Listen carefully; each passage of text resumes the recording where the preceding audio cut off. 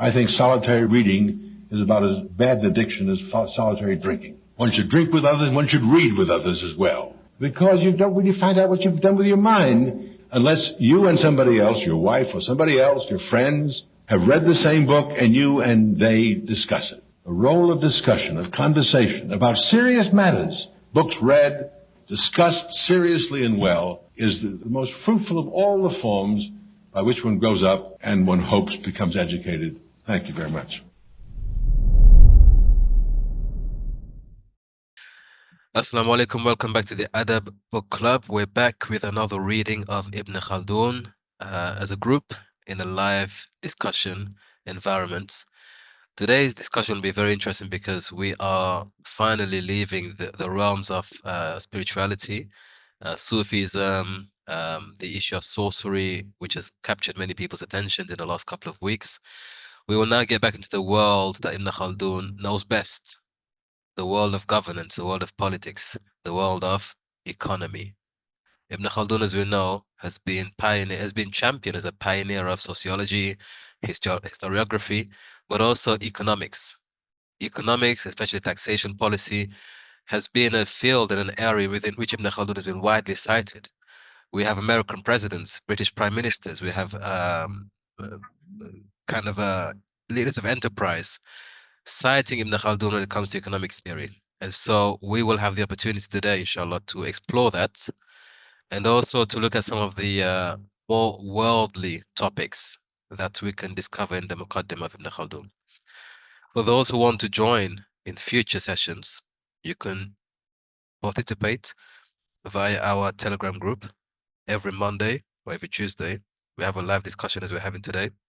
It is free and it's engaging, so if you want to be a participant in future panels, simply follow the instructions on screen or in the description box below. So, today's topic, the title of which is Ibn Khaldun and the World of Economic Orders. Ibn Khaldun and the World of Economic Orders. Now, brief caveats. I am a finance professional, so this is something that I have a bit more interest in compared to the other topics. But I know that finance can be very boring. Finance, money talk can be very boring, especially within the historical context. You have history and finance, two very boring, dry topics. So in order for it to be relevant and relatable and engaging, I'm bringing in real-world examples, contemporary issues to do with finance and governance, so that we can make the topic a bit more relatable, inshallah. Okay? But it will still be a reading from Ibn Khaldun's Muqaddimah. So when we talk of economic order, economic theory, we live in a world right now that is literally divided into economic zones. If you remember the very early readings of Ibn Khaldun's Muqaddimah, we discussed the 7 different realms or regions of the earth, the different climes. Ibn Khaldun goes about telling us about the 7 regions of the earth which are inhabited by human beings or inhabitable. And he goes on to explain the characteristics of these regions. Now, in the way he goes about dividing the world, because many of us will read his Muqaddimah, and when we look at how he describes region 1 and region 2, for example, sub-Saharan Africa, it comes across as being very racist, which it is very racist, to be very honest and direct. It comes across as being very outdated and very prejudiced, which in many ways it absolutely is. I'm not here to apologize for Ibn Khaldun. But at the same time, this was a reflection of the world he lived in. Okay, this is the world of Ibn Khaldun. So when he divides the world into 7 different zones, and each zone has specific characteristics, specific traits of the people who live there, different levels of civilization, we have to understand in the world he lived in, that was how they divided the world. In the world you and I live in today, the world is still divided. Because if you go back and forth in history, the world has always been divided. We've always found the need as human beings to divide different parts of the world, sometimes based on religion. This is when, as Muslims, we look at the historical annal of Islamic history, and we had at a certain point of time the world of Islam, Darul Islam, right? And Darul Kufr. So we had a certain realm in the world which we divided into 2 parts. One part is Darul Islam. These are the lands in which Islam is apparent and is a governing state. and Darul Harb or Darul Kufr, the other realms where there is no Islam. Likewise, this was in the age of religion and theocracy. Christendom, we hear of the world of Christendom. So from the Christian perspective and the paradigm of the Christian world, there was a world of Christendom. And these are all the lands where the gospel of Christ has been spread and the people have come to know Jesus Christ. And so this was how the world in those days was divided, right? Based on religious affiliation and theological lines. Then in the in the modern world, 18th, 19th, 20th century, the world is divided according to races, because this one we have the theory of race, right? The hierarchy of human beings. So now you have the civilized world and the uncivilized world.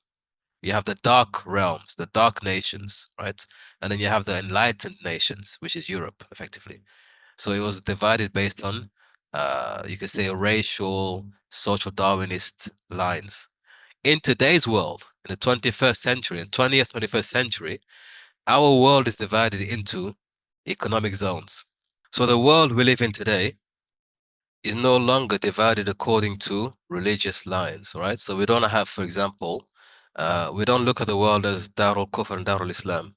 Now, of course, some groups, some people want to look at it that way, but from the purely objective perspective of how the world is divided, it's not based on that anymore, okay?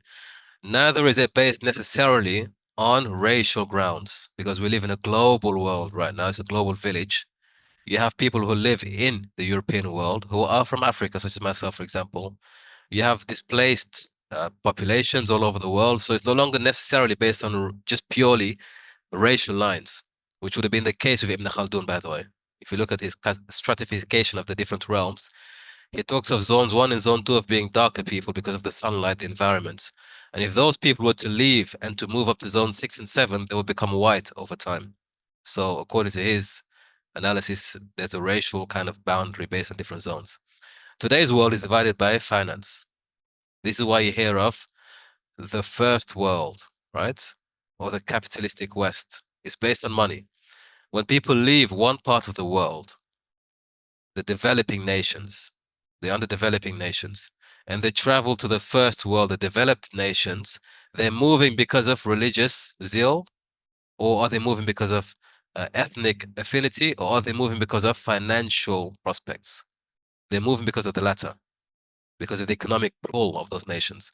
So the world we live in today is actually based on economic theory, policy, and also orders.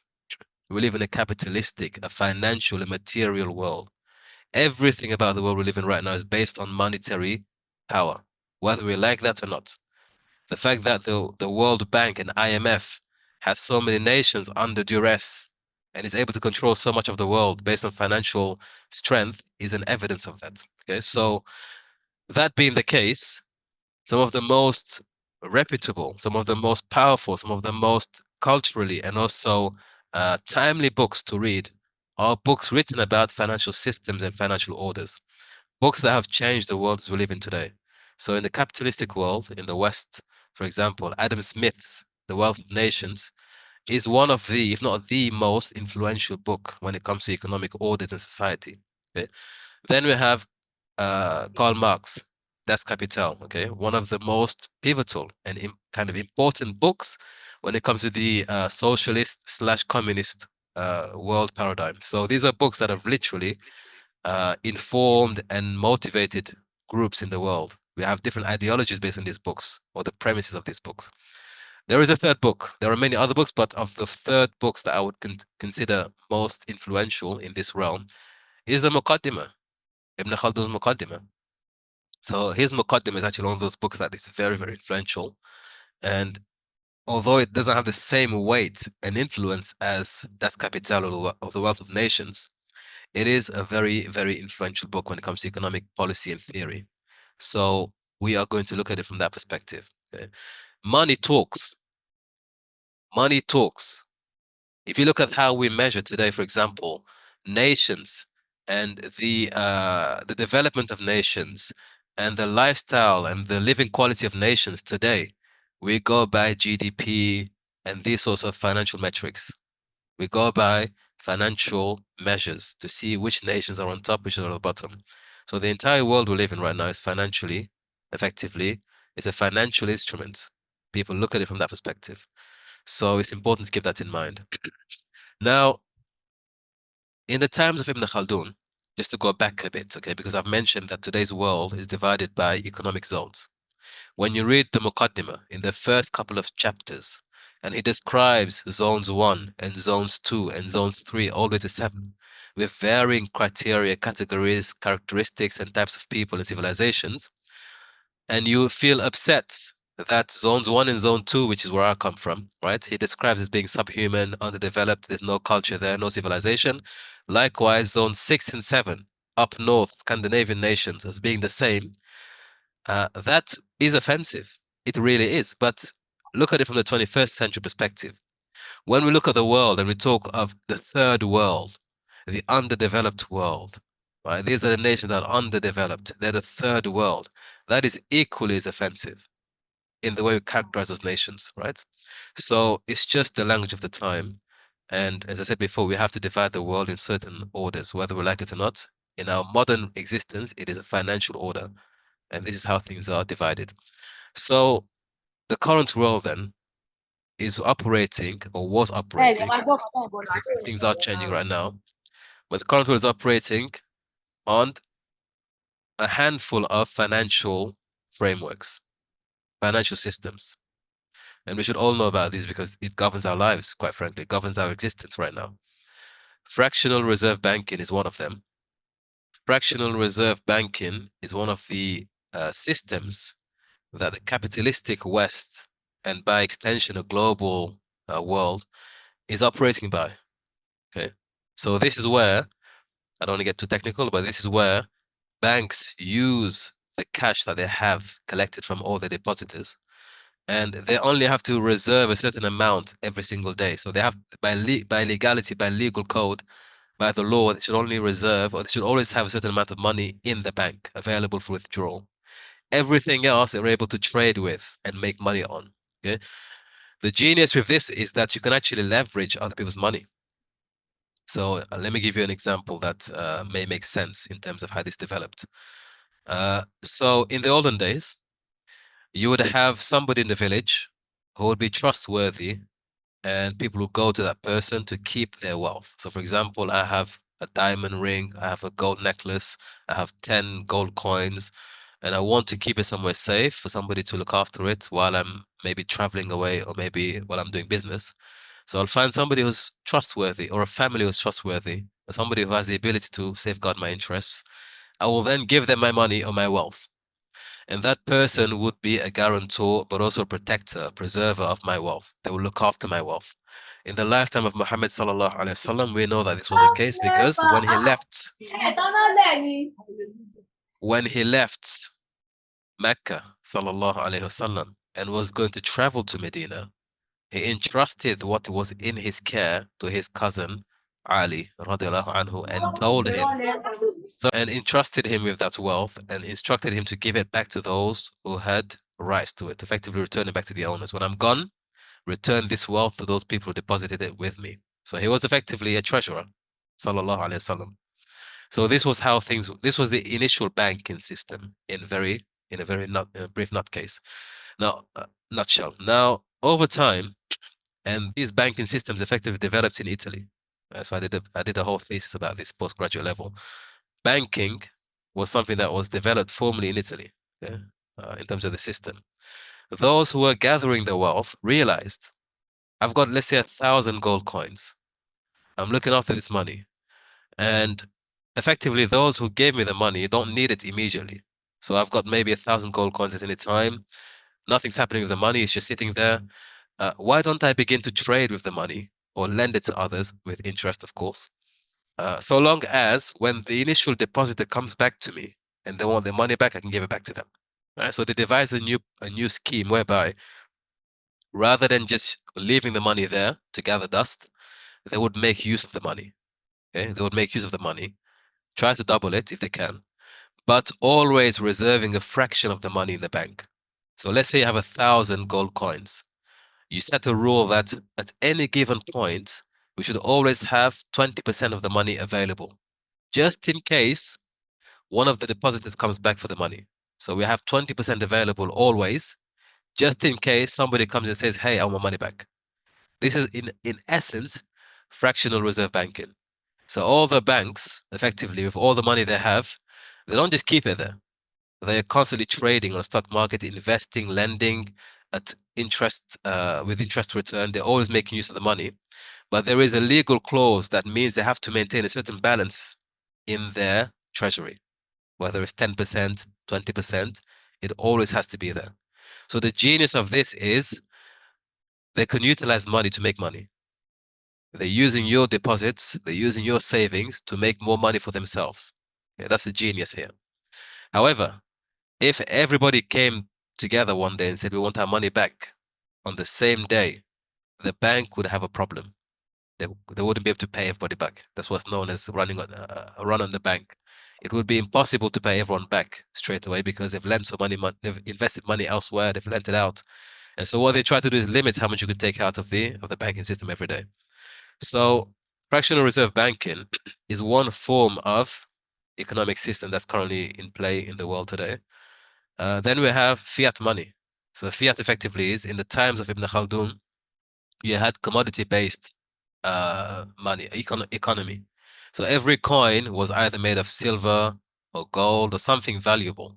So the coin had inherent value. It was valuable inherently. In recent times, we've developed new ways of trading and new ways of making currency. So now we have fiat money. So fiat effectively, if you read the note, if you read the coin, it says this, or I promise to pay whatever to this value. In theory, if you took your money to the central bank, they should give you the equivalent in gold or silver, in theory. But fiat effectively is saying, no, you don't have to have gold and silver to back it. Okay, so the inherent value of money is taken away. And this is why people say, for example, it's just paper. Money is an illusion. It's simply paper. When they say that, they're not talking about current commodity-based currency, for example, gold coins and silver coins. No, they're talking about fiat money. And this is effectively money that you just make effectively. It's not backed by anything. And this is where we are today in the current state of the world.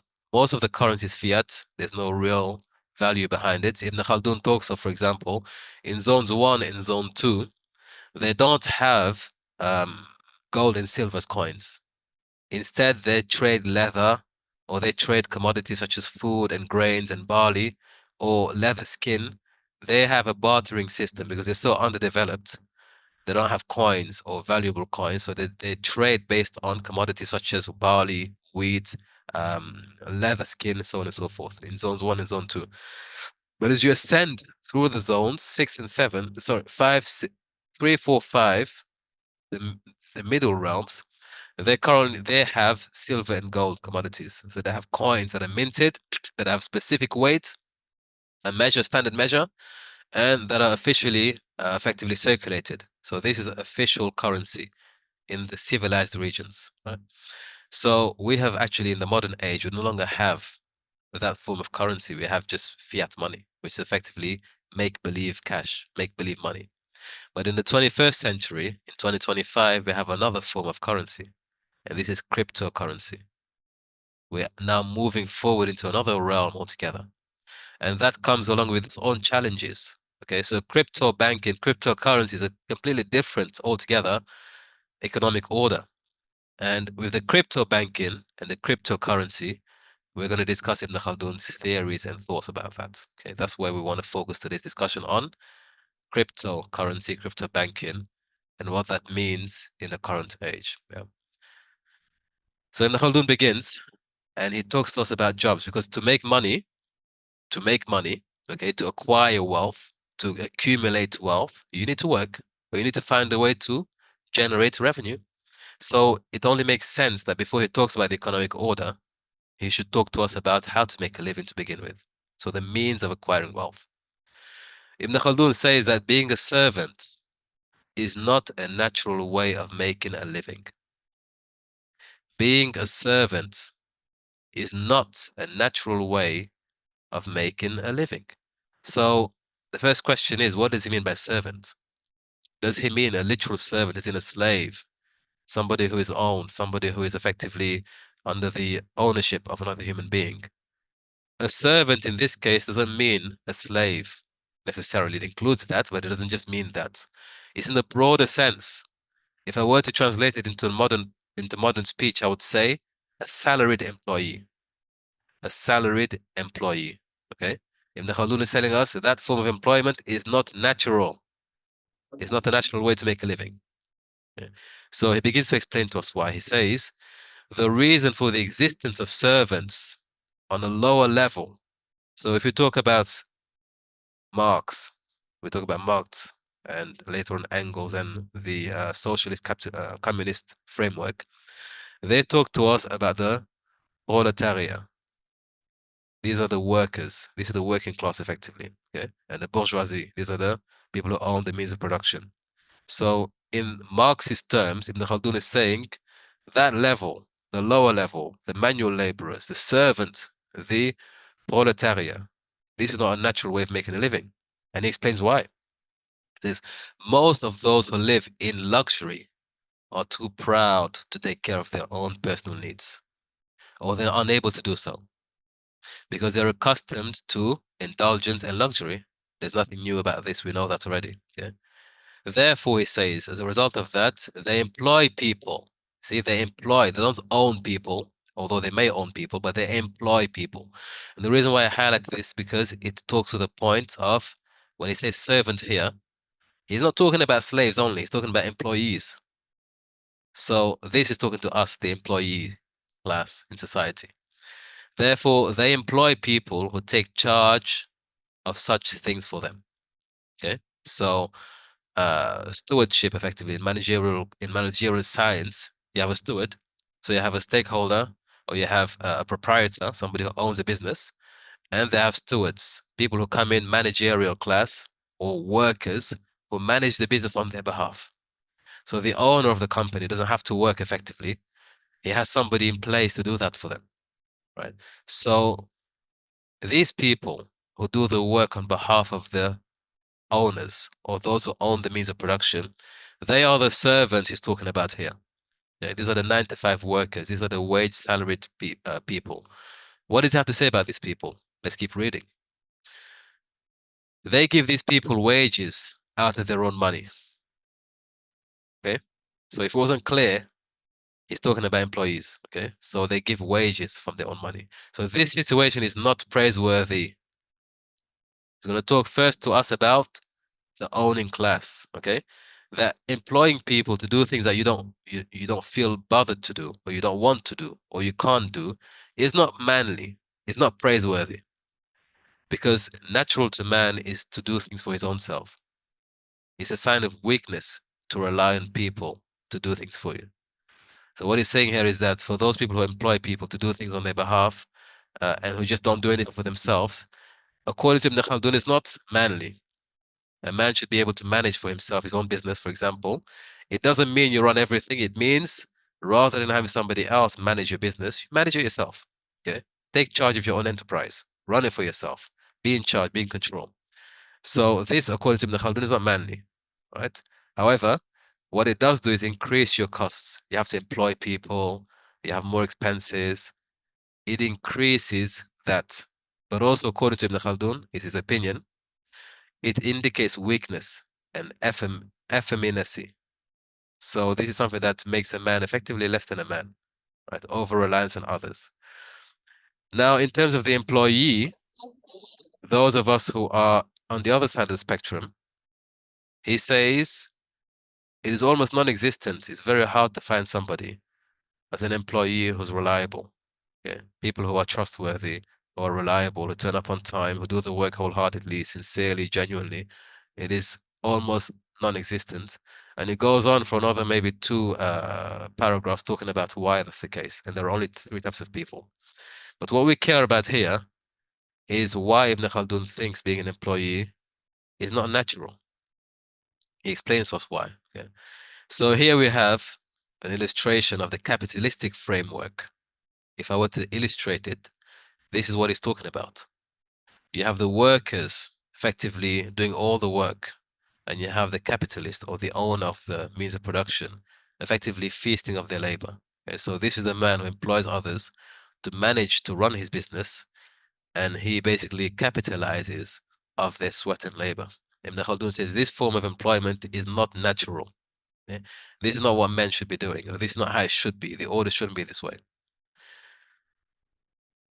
We can talk to, for example, Amazon warehouse workers who in many parts of the world are currently being exploited and only work on zero contract hours. Yeah, so exploitation, being overworked, underpaid, with no job security whatsoever. We've reached a point where the servitude and the subjugation, economically speaking, has reached peak levels. You have Uber Eats or Uber in general, right? People complaining about not being able to make a living. They work extremely hard over the clock, but they don't make enough to actually sustain a basic living standard. And so what we see from this is that, as he says, it's not natural. It's not natural to be in this situation. In the past, these sorts of environments and conditions have actually they brought about movements such as, for example, the communist or socialist movement, where they wanted to bring the workers together to overpower and overthrow the capitalist or the owning classes. So the workers were brought together to strengthen themselves and to gain economic independence effectively, to strive to be free from this servitude. In the current state of being, we have the AI economy, of course. This is something that's coming forward. So we have even a greater strain on the economy in terms of the employee and the value of human labor. That is also adding to the problem because now we have greater opportunity for the capitalist to increase his profits and to reduce his cost and his commitment to the working force. So that brings to us many problems because obviously the value of human labor now is diluted and there is less and less, you could say, power from the working individual compared to what the owning class have at their disposal. So Ibn Khaldun then makes a U-turn and tells us about those people who seek an alternative way of making money. There is an alternative way of making money. In his day and age, this was known as seeking treasure hunting effectively. There were people who turned away from this life of servitude, okay, of earning a wage, a salary, and found an alternative way to make money in his day and age. He talks to us of treasure hunters. And this also he describes as not being a natural way of making a living. So I want you to think back to 2022, 23, 24, when we had, in social media terms, a deluge, a wave of people turning away from the 9-to-5 lifestyle and instead running onto online crypto, currency alternatives, right? Going online to seek this alternative way of making a living. And you would see so many adverts on YouTube and other media platforms enticing you towards this. You know, do you want to live a fulfilled life? Do you want to have freedom to travel, to work from anywhere you like? Why don't you consider leaving a 9-to-5 and taking online employment, self-employment, in particular, how to trade stocks, for example, how to trade cryptocurrency.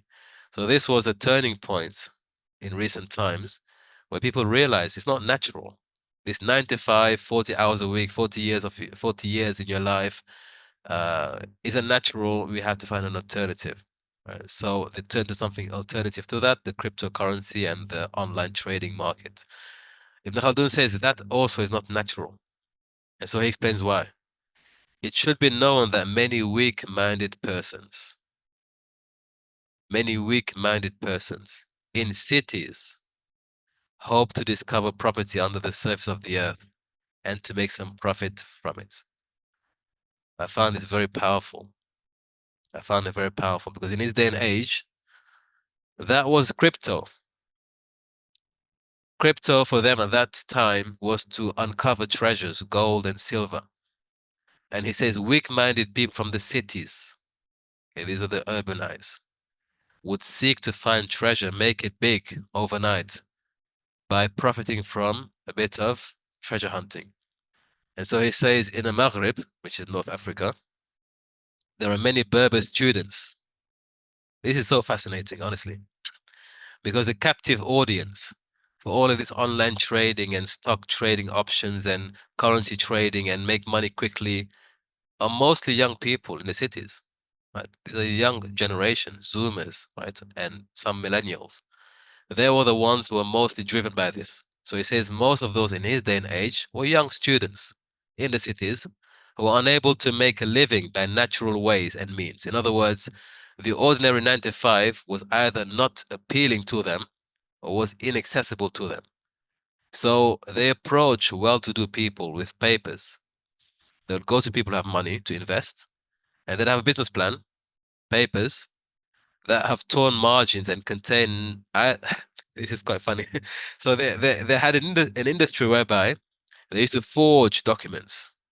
They forged documents, and these documents had torn margins. So to make it look like it's an ancient text, an ancient script, an ancient document, they would tear the edges of these documents, and the writing was either non-Arabic writing or what they claimed to be a translation of old languages. So in other words, the language on the document was unintelligible because it was supposedly ancient and came from another civilization. So they came to people who had money to invest. Does it sound familiar? And they would tell them about this document that contains information about buried treasure. And they would give them this effectively elevator speech, a pitch, that this document contains instructions and directions to hidden treasure. And so by doing this, they were able to swindle out of people who had money, a lot of money. And they would send these people to dig for the treasure. Okay? So this effectively is equivalent to those courses that we have today, where somebody says to you, hey, I have a system, or I have a network, I have a channel, I have a Discord server, where I reveal my trading options every single day, or where I teach you a system that will help you make $3,000 a day, doing nothing, no trading, nothing. And by doing this, they're able to make money for themselves and swindle many people. So in doing this, they try to get sustenance to send them out. So basically getting people to go out there and to effectively engage in treasure hunting. Now, of course, the only people who make money from this are those selling the maps and selling the courses. So they fool people. But the illusion goes a bit further than this because they have an entire system. So Ibn Khaldun already telling us these people who fall for these sorts of schemes and tricks are weak-minded people, mostly in the cities. And those who are involved in this trade are typically students, young people, effectively. So we have today, in the same way somebody would have gone to dig for treasure using these maps to nowhere effectively. It's quite ironic that the entire crypto wave was about digging or mining for Bitcoin, for example. It's just an example here. There are other coins, it's an example. But mining, digging for cryptocurrency. Now, I know some people make money from it. I'm not having a go at people who are making money from it. But by and large, the illusion that was sold to many people over the last 2-3 years was that this was an alternative to the 9 to 5. And many people ran to this as an alternative. Those who made the most money were those selling the maps, selling the documents, selling the courses, right? Selling the supposed, you could say the recipe for success, the formulas for success. So here we have an example of how this was done. So he says, in addition to a weak mind, so not only are these people who fall for this weak-minded, a common motive that leads people to hunt for treasure is their inability to make a living in one of the natural ways that leads to profits, such as commerce, agriculture, or crafts. Wonderful, powerful. So Ibn Khaldun says, first of all, being an employee for somebody else is not natural. It's not a natural way. It's not the ideal way to make a living. Then he says, to be somebody who runs for these schemes of make money overnight, make 10,000 a night, take this course is also not natural. It's weak-minded. But he says the reason why many people fall for this is because they're unable to make money the legitimate way or the natural way, according to his understanding. So his understanding, there are 3 ways to make a natural living. Number 1 is commerce, to be an entrepreneur, to be involved in trade and commerce. This is a natural way to make a living, to get involved in business, to own a business, to run a business, to be involved, to be an entrepreneur. So according to him, Ibn Khaldun, this is a natural way of making a living. Or agriculture, okay, to work the land, preferably your own land, but agriculture. Again, so these are commodities that are still traded today. So this is again solid. These are solid industries that are always profitable, always present. And finally, the crafts, to earn a skill, to get a skill, a trade, a craft, so that you can trade your skills for income. So these are the three ways, the tangible ways that one should make a living in the ideal state. But those who can't do these things or don't want to do these things, they fall for the alternative, which is going for treasure hunting, or in this case, crypto, the crypto kind of industry. So therefore, they try to make a living in devious ways, such as treasure hunting, not in one of the natural ways, for they are unable to make the effort necessary to earn something. They're unable to make the efforts necessary to earn something the legitimate way, and they trust that they can gain their sustenance without effort or trouble, subhanAllah. This is exactly how they market these programs and these schemes, by saying you don't have to be qualified, you don't have to really spend more than 5 hours a day. You can make money effectively just by copying my method, and with little minimum effort, you're able to make money. So Ibn Khaldun says this is the case for those who don't actually have either the will, the drive, or the skills to make a living the honest and direct way. They seek these shortcuts, okay, so without any effort or trouble. They don't realize, however, that by trying to make a living in an improper manner, they plunge themselves into much greater troubles, hardship, and expenditure, and energy as well. So what you thought is a shortcut to wealth becomes a huge burden. You spend more money, more time, more effort trying to attain success in that field than it would have taken you to attain it in another way. And they also expose themselves to the risk of punishment, whether by being apprehended by the law or other punishment. Right? So you put yourself at risk, basically. Then he explains something very interesting. So he mentions one of the motives that leads people again to treasure hunting or to this lifestyle, this alternative economy that they want to capitalize on, is that they have become used to increasing limitless luxury and customs. Okay, so this is where somebody is earning so much money, for example, or they are used to seeing so much money that the normal way of making money doesn't appeal to them anymore. They have so many expenses to look after, so many responsibilities and liabilities, that a normal wage or a normal income would not be sufficient to maintain their lifestyle. So they have to look for a quick and easy way to make enough money to sustain their lifestyle. So as a result, he says the various ways and means of earning money cannot keep pace and do not pay for their requirements. When such a person cannot earn enough in a natural way, his only way out is to wish that at one stroke, without any effort, he might find sufficient money to pay for the luxurious habits in which he has become caught. Thus, he becomes eager to find treasure and puts all his effort towards it. So here we have, for example, to explain what he mentions here about the additional expense and effort it takes to succeed in this game. We all know, for those of us who are familiar with cryptocurrency and mining for crypto coins, it takes a lot of time, a lot of expense as well. The electric bills go up just to mine one coin.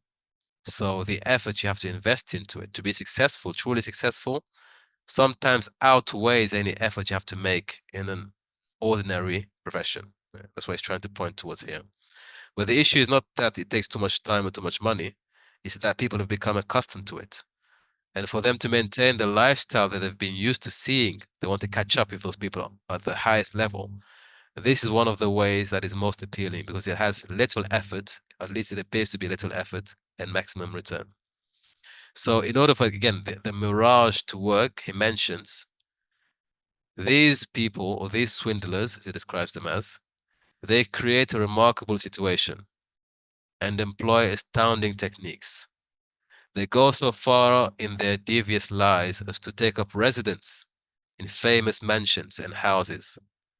No one as hiding places. So, for example, they'd rent a villa, or they'd rent a massive penthouse, okay? And they would publicize this. People will come to know that they live in this house, or they would think they live in these houses, and they would market this for people to see. Wow, he lives in a very luxurious environment. Look at the cars he drives. But he says here that all they do is take up residence. They don't own these places, they're just renting them in order to have an illusionary representation that this belongs to them.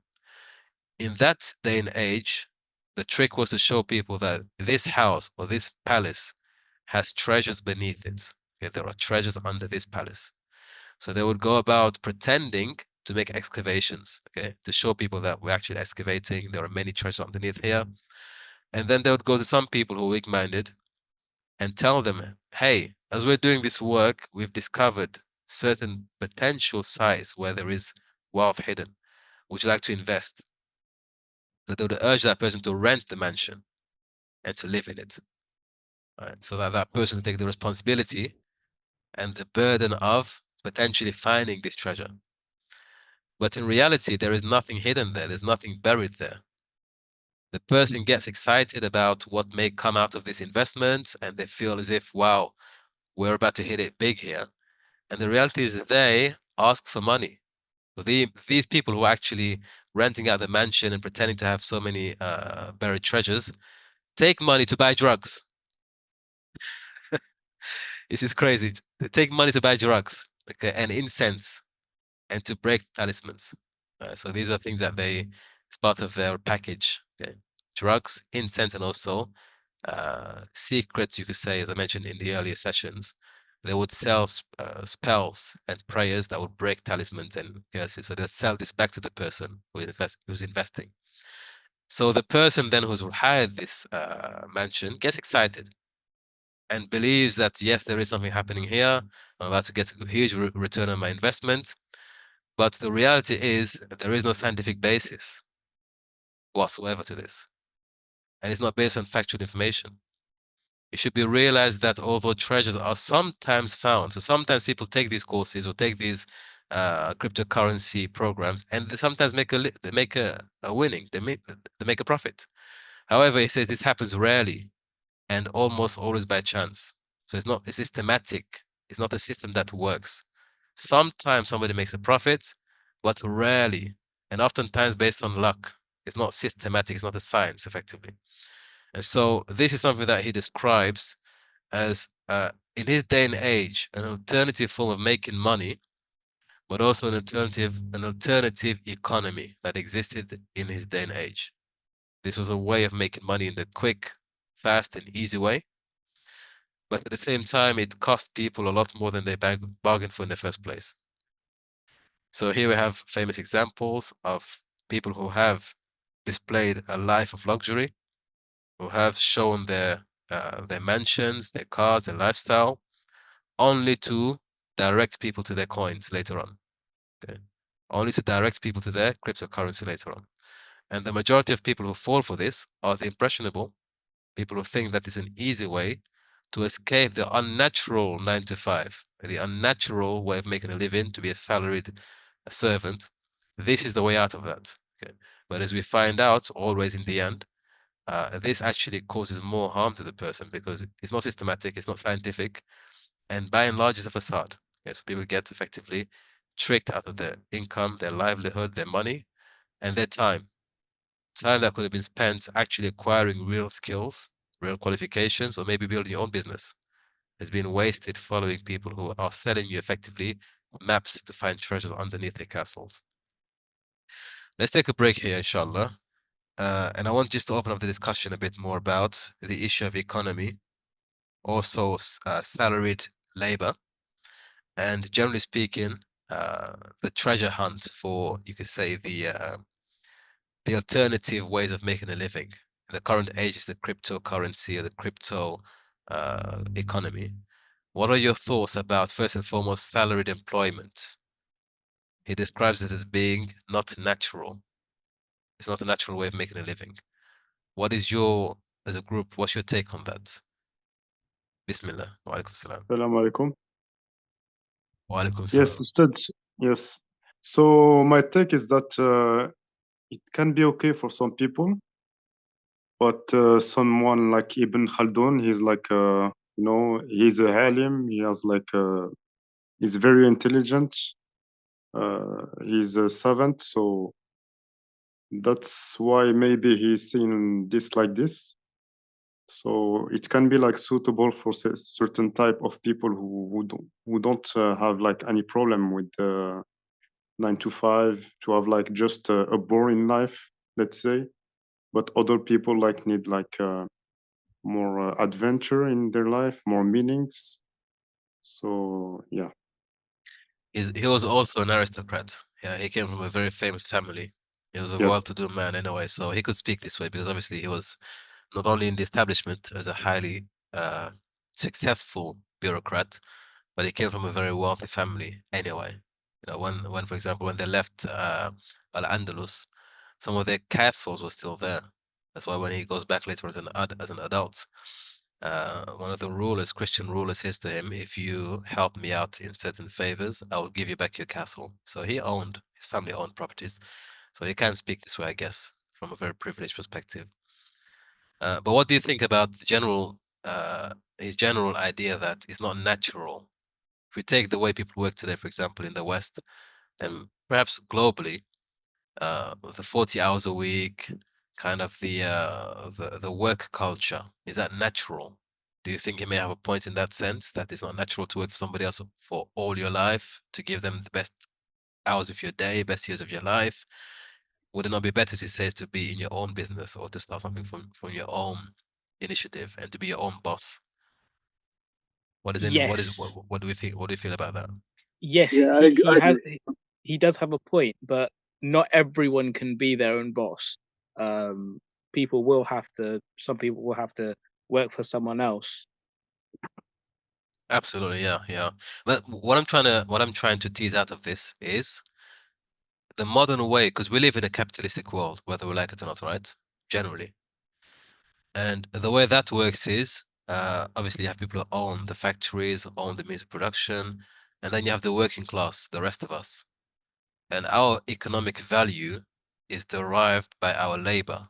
So we go to work every single day, we do shifts or we do certain tasks and activities, and that is how we are measured in society. So we are no more than just basically numbers, right, on a piece of paper for the accountants to, such myself, for example, to monitor, and we make profit for those people. But is this all there is? Is this the optimal way to make a living? Is this how it should be? Because in recent times, we have seen that there are alternative ways of making a living, right? People make money on social media. TikTok almost went crazy the other day because it was shut down, right?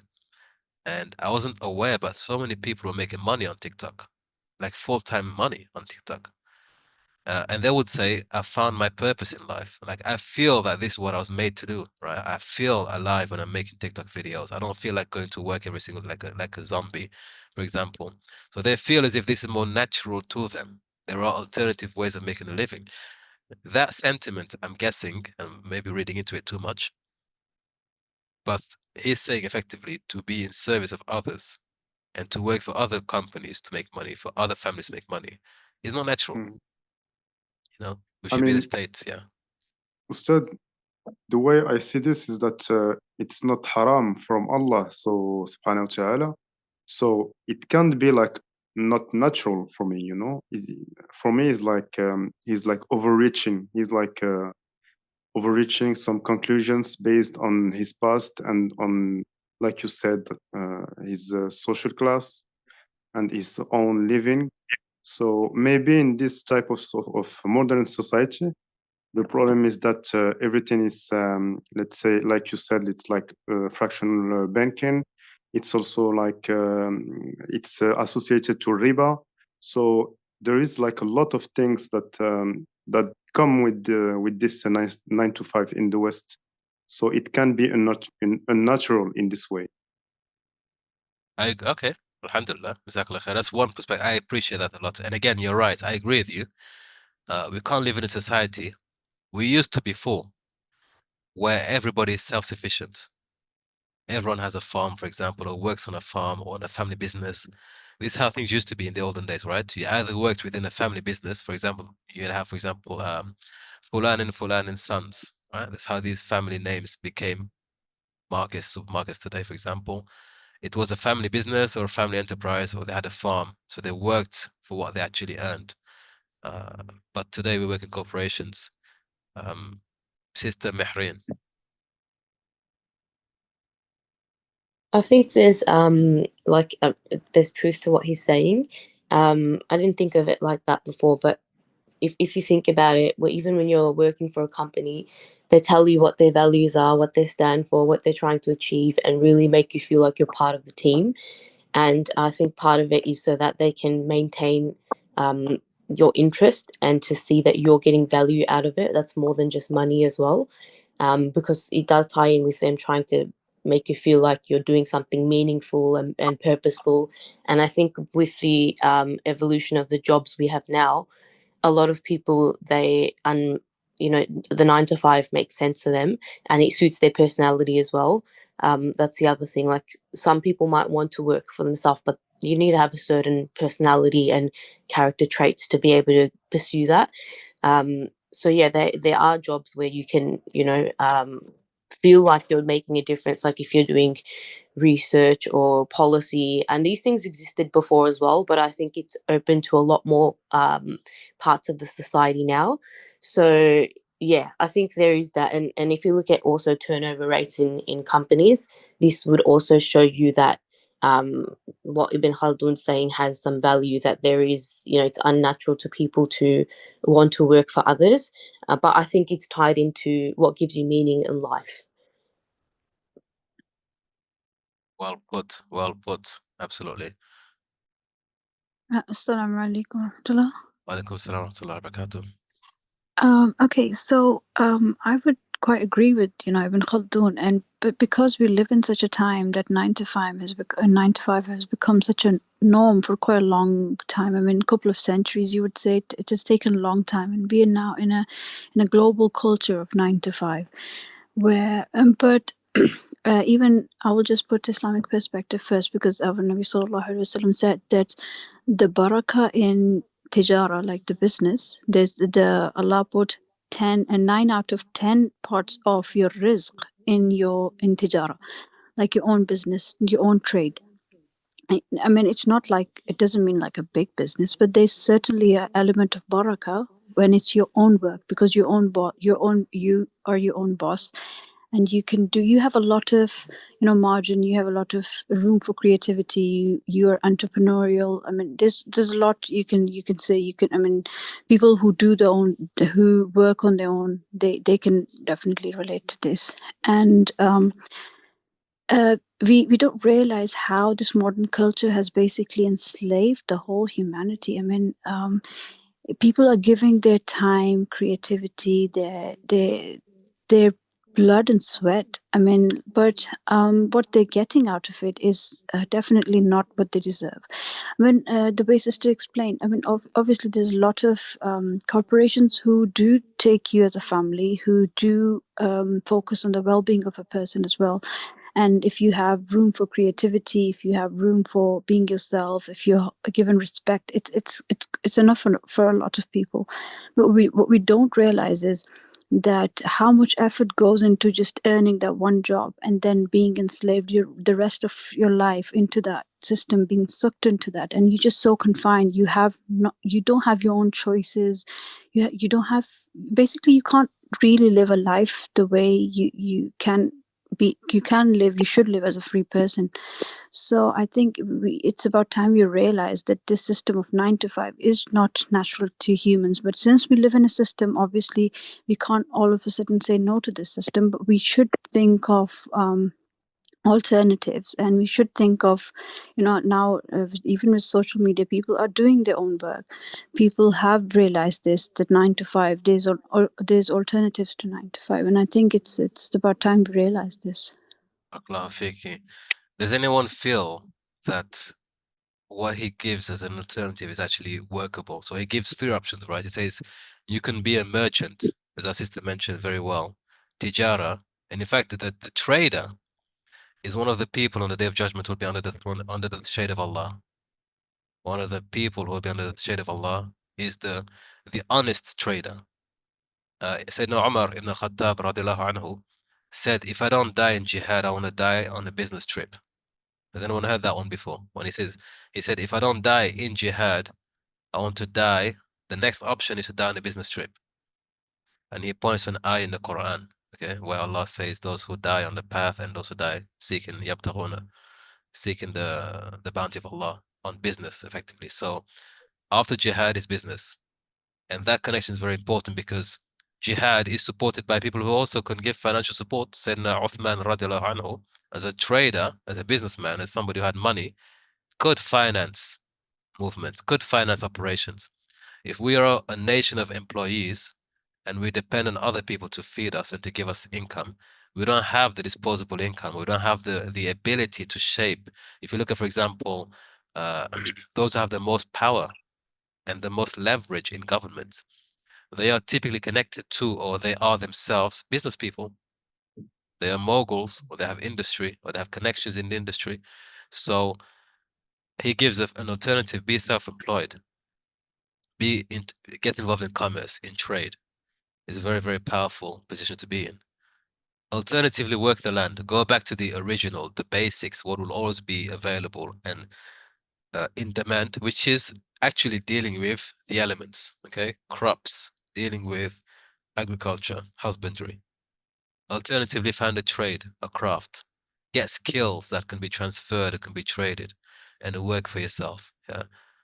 Because these are things that empower people. You know, if you have a community of entrepreneurs, one of the reasons why our Jewish counterparts are so powerful when it comes to economy and also political leverage is precisely because of this.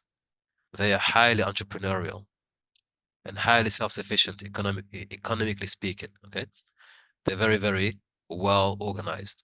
I remember reading a book, How to Make Your First Million, and this book was written by a Jewish lady on entrepreneurial ethics, and she said something that really struck me.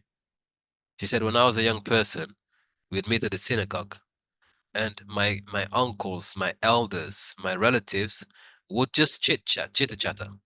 And they would say, for example, how did you make your first million?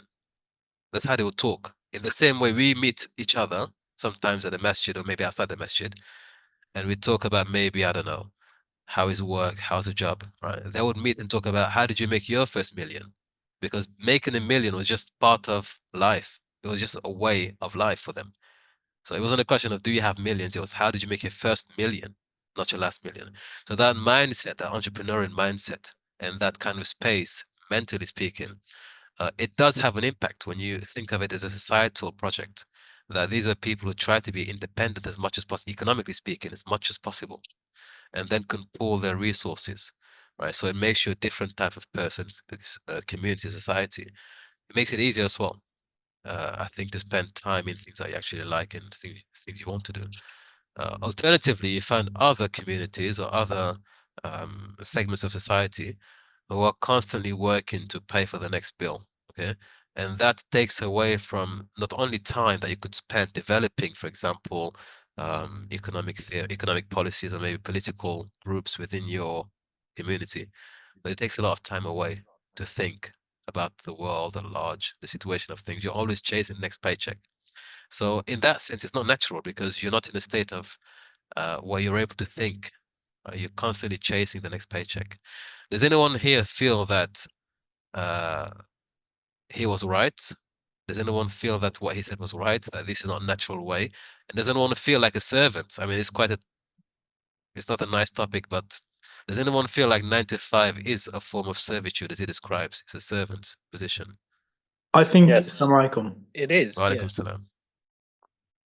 I'm sorry, I was just going to say, yeah, I think it's entirely like, basically you are in servitude. I think it's emasculating the idea that you have to ask permission from your employer to have a day off or, you know, or have some holiday. And I think that, in my mind, takes away what I define as what a man is. And I'm talking from a man's perspective. I think the fact that you have to ask another man or another human being for permission to do normal things is incredibly emasculating, and I can't define it any other way than it being a form of servitude. And do you think that's a good point? You've connected these two things here. He does connect it elsewhere, but do you think this could be the reason why, when certain movements were popular 2 or 3 years ago about masculinity, that also came with the issue of how to make your money, right? How to be an alpha male. Let's just say it the way it is, right? They connected that to not being a 9 to 5, right? They don't connect that with being a 9 to 5 employee. They connect that with being a boss. So the issue of masculinity, freedom, and how you make your money has also been, in the recent time, has been revived, and people do see it as a form of, as you mentioned, being emasculated, maybe being disempowered in some sense. You're just an employee, basically. You're not really somebody who, you don't have the leverage over your own time, over your own life decisions. You have to obey orders. It's not natural. It's not the way to live. You know, you should have more time to explore the world. It's not only not natural, I think it's unhealthy. I think the idea that you'd sit in a career for 30, 40 years doing the same menial tasks is, in my mind, I mean, I've had a career, I've done the 9 to 5 for a decade, and to me, I just don't think it's healthy. I look around the office and people are doing the same old tasks, many times over, and over 20, 30 years, you can start to see the decay in them mentally. I just don't think it's mentally healthy. And yeah, I think, I mean, in complete agreement with Ibn Khaldun regarding his perspective on employment. Barakallahu feekum. It's nice to hear another perspective. Alaikum Ustaz. Wa alaikum salam wa rahmatullah. I have a question. Bismillah, bismillah. Do you think the schooling system is part of the problem that we're having regarding employment and like inflation and whatnot? Absolutely, yeah. Are we Absolutely. trained to be like slaves from school? Where did I record this? Recently, there was a lecture. I did record this somewhere, where the board of GED, General Education Board in America, the founding father, or Rothschild, actually mentioned this. He wants a nation of workers, not thinkers. He wants a nation of workers, not thinkers, and he founded the General Education Board in America. So he didn't want people to be thinkers. He wanted workers, and it's precisely. I read an article actually 2 days ago that said that school doesn't teach you to be independent in the way you should be independent. They don't teach you, for example, how to file your taxes. These are life skills that you need, right? They don't teach you how to budget your finances. They're busy teaching you about LGBT matters, different pronouns, and all types of different skills, but not the things that matter. And the reason for that could be that they don't want you to be independent that way, economically speaking, to be somebody who's willing to take risks, to make a living outside the system. They want you to remain within the system so that you can continue to be under you could say, the control and influence of those who control the means of production. People who are independent, let's take an example. Those who have their own platforms, their own websites, the likes of Elon Musk, he owns social media, for example, X. He can say what he likes because clearly he won't be cancelled. He doesn't have a job to worry about when he speaks, right? Whereas those who are employed and who can be cancelled, it limits what they can say, how they express their political perspective. For example, they may not want to defend certain causes publicly because there's a risk of losing their livelihood. They can be blackballed from an industry. So how you make your money does actually impact more than just the money you're making. It's a way of being, right? You're constantly aware of your limitations, your parameters, and how that can affect your pockets at the end of the day. Whereas if you take the risk and invest in yourself, build your own kind of infrastructure, you have suddenly a lot more freedom, because you can say a lot more and not worry about the consequences from your employer, the person who's giving you the money in the first place. So, it is to an extent, it is certainly unnatural, but it is the world we live in right now. I think most people are not ready or not psychologically prepared to take that risk. to be self-employed or to invest in things that traditionally have proven to work. For example, to be self-sufficient, to own a farm or to work on the land, or to be a tradesman, a tradeswoman, to go out there and make clients and to make money. And that, according to Ibn Khaldun, is natural. That's a natural interaction. That's how to make money naturally. And that is how he would kind of advise us. If we were looking for advice in that department, he would say, make your own businesses. You know, Sister Mahreen, Brother Ad, and Brother Anas, just speak. We talk about inflation. I think inflation could come into it a bit later, because we talk about the economic system. That'll come a bit later when we talk about wages and kind of living wages, inshallah. We'll come into that, inshallah. I have a quick point. I think it's also got to do with how we produce materials and products, because it's mass produced and you can have it, it reduces the cost, and you need workers to have these like production factories. And now, obviously, like from previous discussions, we know that they're trying to replace them with robots. But I think it's also the nature of like the businesses that are set up. They need people to work for them, and that's a large part of society. So yeah, I think it's the pace of how like life feels. I know this is something that's been discussed. Like if you slow down the economy, you can actually undo and reduce a lot of the problems that we see in society and even in the environment, because people will have more time to think. They'll have more time to actually do to communicate with each other and to do something that's not going to necessarily like get them a monetary return, but it's to actually just express their own creativity, because that's what's going to promote your thinking. So yeah, that's what I'd add. It's the pace of our economy as well, and for like I think the corporations, how they're set up, and just how the capitalism is. Their goal is to always reduce the cost of production. Always. And for that you need it. Yeah, and for that you need to mass produce, and obviously they had workers, and now we'll see how that will evolve, but we haven't got to that point where they completely can replace all labor. They're doing a great job at the moment, actually, with all these kind of, especially in the Amazon fulfillment centers. There's a lot of robot technology being introduced. People are losing a lot of jobs that way. Mhm. Assalamu alaikum. Wa alaikum assalam wa rahmatullah. Speaking on the question of whether a 9 to 5 is demasculating or not, I would say yes, because I'm speaking from a Western perspective. We have all the amenities available to us from our jobs. We have water, electricity on demand anytime we want, everything basically. And we still, as men, we still don't feel right inside, because that's natural. Because like as a man, like you naturally don't want to be subservient and sitting at a desk or doing some menial job your entire life.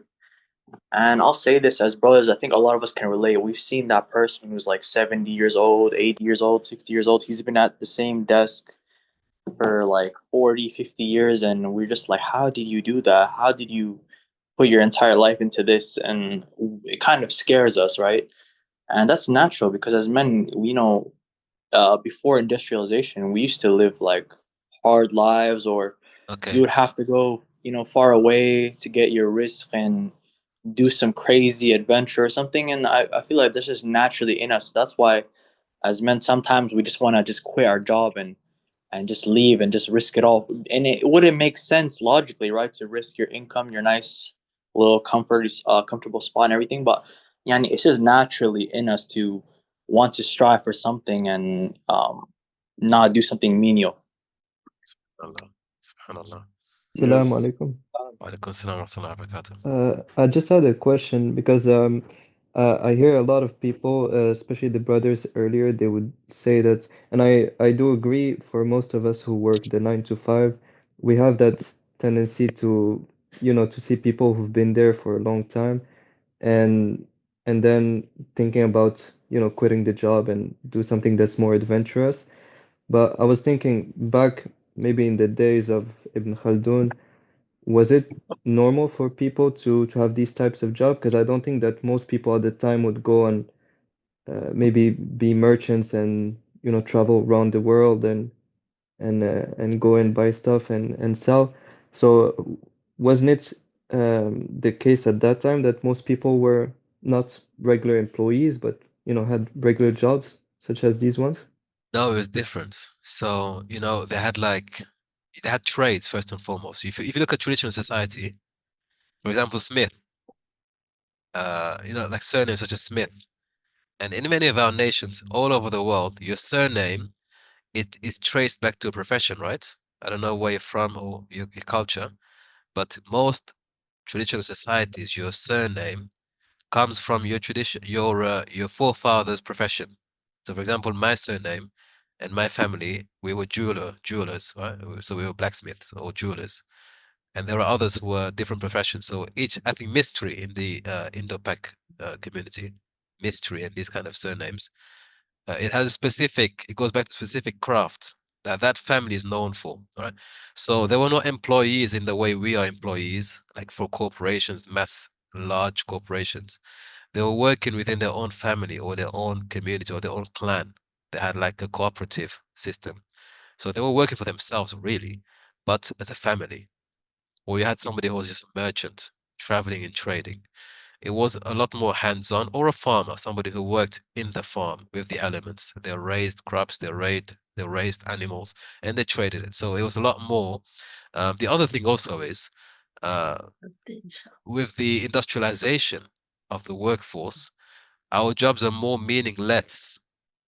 Typically, what would happen in the olden days is you do it's not just a job that just has one specific task. You're doing the entire supply chain system. You're involved in everything pretty much, right? So you have a broad perspective and a lot more to be involved in.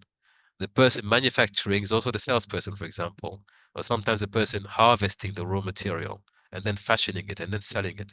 So it's a lot more wholesome and comprehensive. Whereas with the industrialization complex, typically there's specializations. You just deal with one part of the process, right? So you never get to see the full prospectus as to what you're producing. There's no meaning. It's just a repetitive task. If you look at, for example, factory workers, it's only one specific element that they're dealing with. So you lose that connection. It becomes just a routine. There's no purpose. There's no kind of craftsmanship. It's just a mechanical order, in and out, in and out, in and out. And that can be unnatural.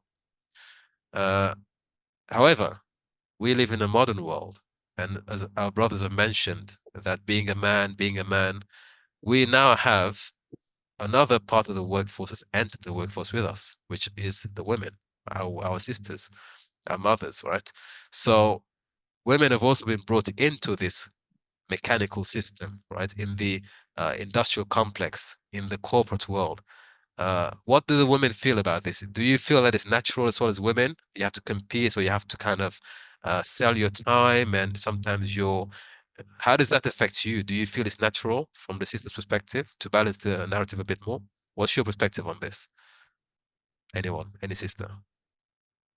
Or any brother actually who feels that maybe, from your interaction with relatives that it may not be, or it may be even better for the sisters. I don't know. What's your perspective? I want to speak on that Yes, because Bilal. I was around when the transition really took place. When you saw most of the women, maybe they had a part-time job, but they were really dependent on their husband to be a provider, and they had a different mindset. And I saw when that next generation started to compromise, and then the generation after that, which is what we're seeing today, is very immersed in not being what the two generations before were. I think it's been very destructive to the family, the role that women have had to play, and because of the economy has really trapped them. Because I believe some women, they innately want to be, at home cooking, nurturing, doing certain things, and they're convinced that that wouldn't, that's really going to break down a household. I'm not even talking about being married or not, but it will. It's so the economy is so, and the lifestyle is so overwhelming. All you have to live today. The women are just completely off balance. So it's been very destructive because the children are not getting the proper attention that makes them really feel confident and a part of society. It just brings about so many problems. Subhanallah. But the advantages that I see of the technology that we have today, that it could be a great transition back. Not I want to say back, a transition to being able to be at home more, where that was not even possible. You know, you couldn't really work outside the home and make money the way you can now and still be at home. But the mindset has to be there where now the women, because I think that there's a lot of challenges. Women are talking about it. They're really looking over this review and what we're talking about now. There's groups of women that are really having this conversation, which was not going on for a while. But now that this technology can be used in a way that can support that gap, to help, help their husbands, help the family members with some type of income that doesn't pull them outside of being at home, because being at home there's no substitute. There's none. There's no substitute for keeping the house in order, for making sure everybody's clean with the laundry, for hearing and observing every mood and change that goes on with the human development. That's the really the I want to say I'm going to give it a word. This is the treasure that women have in their role to be able to be like just like such a mediator to pulling everything together, because they have that capacity. Allah gave that to us to be like so detailed and so intuitive, and those attributes are really compromised today, and women do feel inadequate because they're not nurturing, they're not building, they're not working those attributes as much. And so it can be frustrating. They do feel more comfortable at work sometimes because they haven't utilized some of those attributes, which they have naturally. So I just feel like the technology, along with the conversation that a lot of young women are having today, it could be a way to resolve some of these issues. Thank you so much. It's very insightful, very, very interesting. So am I right in saying that you would feel that, or you agree that, or you would agree with the notion that women are in their natural space when they're not in the workplace outside? Yes. Is that a fair? Okay, that's a fair statement. Yeah, I don't want to offend anyone here. Does anyone feel the opposite side? Do you feel as women that you actually have empowerment now because you can earn your own money? You don't have to depend on a man, or you feel that you can exercise your mind, your intellect beyond just the house. You've got more to offer. Does anyone want to come from that perspective as well? Can I jump in? Yes. Yeah, of course, of course. I think my personal situation might be the exception to the rule, but I feel like I love what I do. I love my job, and I am a single parent as well. And I do wonder, I feel grateful for my situation because I'm able to work. And I do feel a lot of empathy for women who are in different parts of the world who are in the same sort of similar situation as me. I was widowed very early into my marriage with children. And when I do travel, I do see, I see what happens to widows with children. Some of them are begging on the streets, and they're unable to work and provide for their children. So, I don't know, it's difficult to say that. Yeah, I mean, it's not, I appreciate all the perspectives here. I don't think there's a right and a wrong, because individuals have different capacities and different situations. Because there is a lot of talk about the working environment. I'll give you my example, for example, right? I do both. I run my own business online, and I've been doing it for many years, different businesses online, and I also work traditional working. Recently, in January, I've been really hit with a curveball. For the last 2-3 years, I've been working from home like 4 days a week. Right? So I'm not in the city. I'm like outside London, in the suburbs, enjoying myself, my family, which I feel is natural. I'm around my children every single day. I get to see them wake up. I get to eat breakfast with them. I get to walk to the masjid, and then suddenly I'm brought back to the office, right, for the majority of the week. So I feel it's unnatural. Now that I've seen both sides of the fence, I consider that unnatural, to be away for so long from your family, for example, to not see them certain parts of the day. So I can resonate, and I could really I feel what the brothers are saying, that you feel a bit trapped, but also I feel, as the sister mentioned here, that there is another element to it, that it can be liberating in that you can make a living, or you can trade your knowledge or your skills for an income. So there is also that side of the spectrum. It's not like one size. Yeah, Sister Yeah, Hafsa. it's just this point that's related to my thoughts. So I thought just jump in. I think working or not working shouldn't be, I don't know how to put it, but education is necessary at any stage for girls and for boys, and choosing not to work shouldn't mean they shouldn't be educated or you shouldn't be skilled. I mean, I think this example is really close to my heart. So I will just quote that. I think if I remember the name, Fatima Al-Fihriya. The institute, Al-Qarawin University, where Ibn Khaldun also studied, I think. So, I mean, she was so intelligent, she was so educated that she channeled, when she got a chance, she had money from her father, because her father passed away. He was a very rich merchant, and her husband, she got widowed. And she channeled the energy, and she had the money, and she had the capability, she had the intellect, and she probably used the right people, but she was educated. So she used that, and she created a wonder out of it. And I think it's very important for the females to know and understand that right now the society, especially the Muslim societies as well, they do not give women a lot of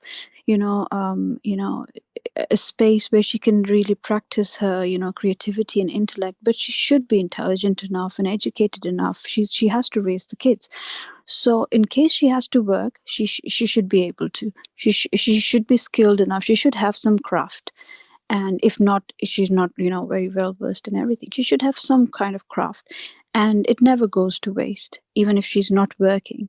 So that's what I wanted to say. Like, education is very important, and skill is very important, even if she's not working, and shouldn't be equated to working and not working.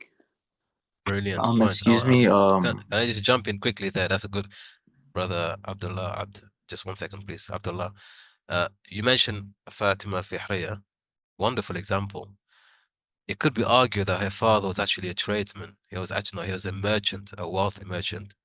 And because he was a merchant, he was able to afford his family, including his daughters, a good education and also a lot of wealth with which they can do what they did.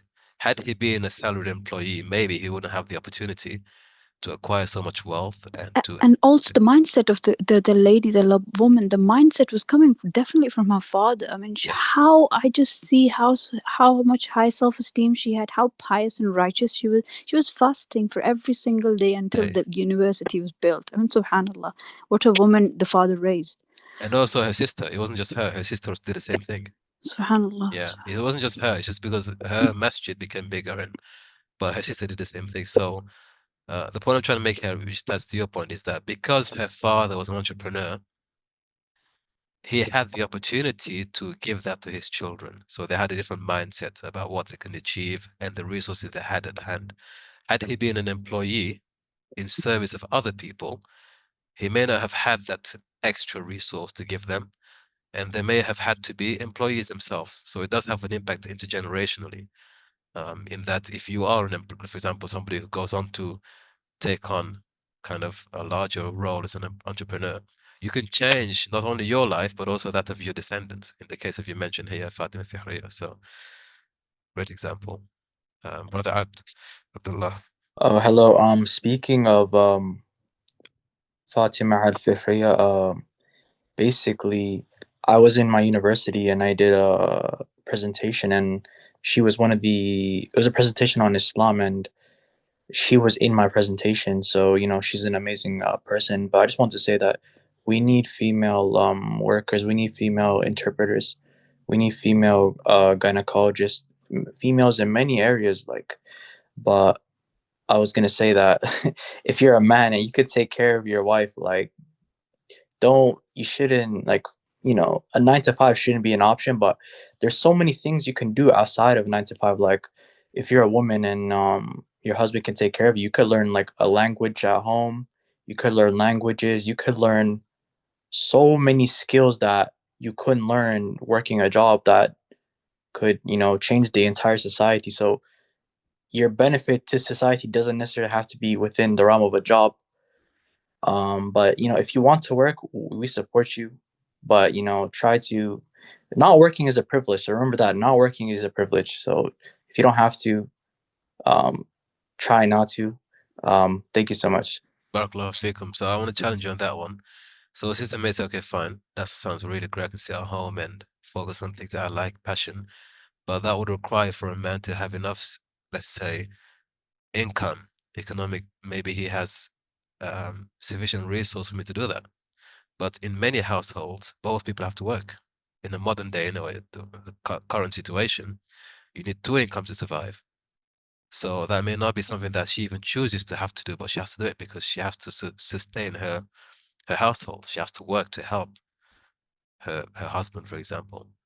So in that case, she's not necessarily working because she wants to work, but it's because she has to work, right? So it may be, I think, yes, if there is an opportunity, she said it's a privilege not to work, then most people, including men, would be, yes, certainly count me in. I don't want to have to work. I can do other things. But I think in many cases, that is a luxury that few people can actually benefit from, unless, again, they have maybe the family runs a business, or they have like resources that they can leverage. Ustad Ibrahim, can I add something, please? Certainly, yeah, certainly. Yes, thanks. So I just wanted to say that maybe it's isn't that like dangerous to say that something is natural or not natural for someone to do, when it can create like some bad things among Muslims. So I don't really agree with that. I agree with the fact that we can say it's a goal for someone that is educated, but to say that it's not natural for someone, I don't agree with that. Even that, for me, like I agree with what you guys are saying. I would prefer like to be an entrepreneur, which I am right now. I did the 9 to 5 after my diploma, but Alhamdulillah now I'm trying to run my business. So I understand like where you are coming from, but I just can't like it's not that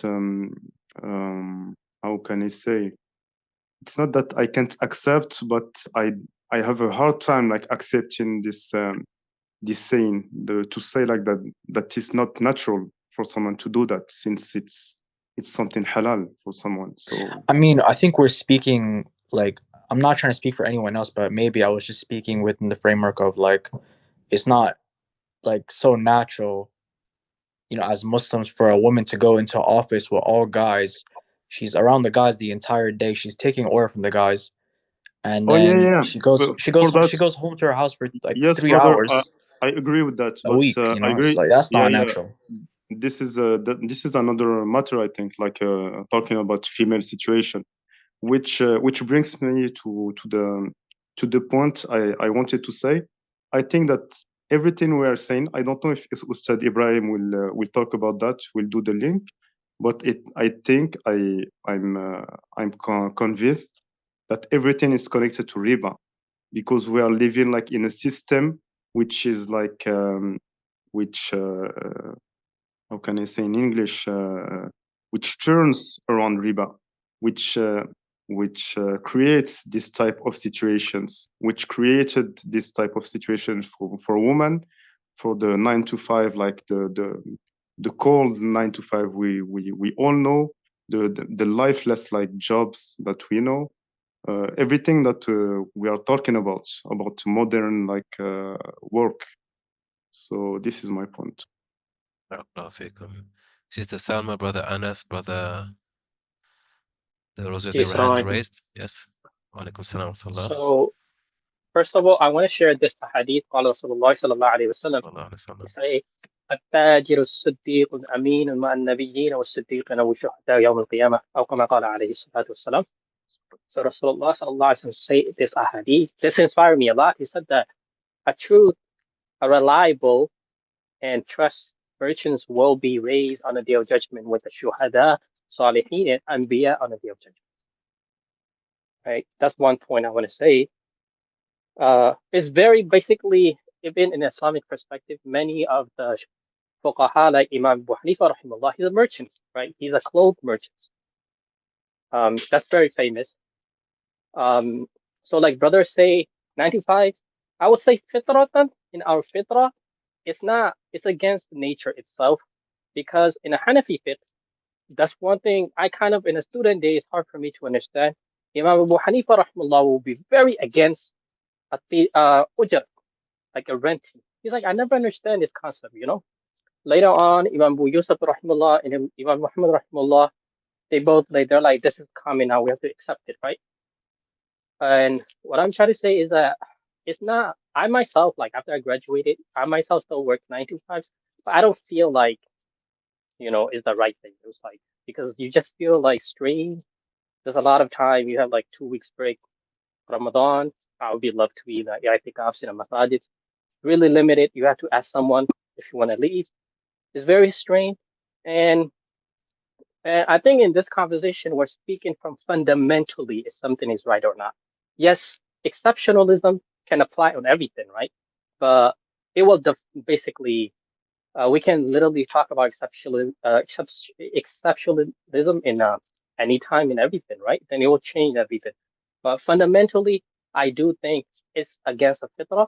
And like Ibn Khaldun rahimahullah said, you know, farming is one of the most fundamental thing, because if we don't everything is grow from the earth, you know, then we process it. There's a processor, and there are the second stage is the tujar, basically the merchants, trader. They go back and forth, and Islamically through history, every man we know, either they have a family businesses, or they are farmers, or they are tujar, like Ansar are the farmer, and Muhajirun are the trader. Like they do a lot of tijara back and forth. You know, they go to Syria, they go to there.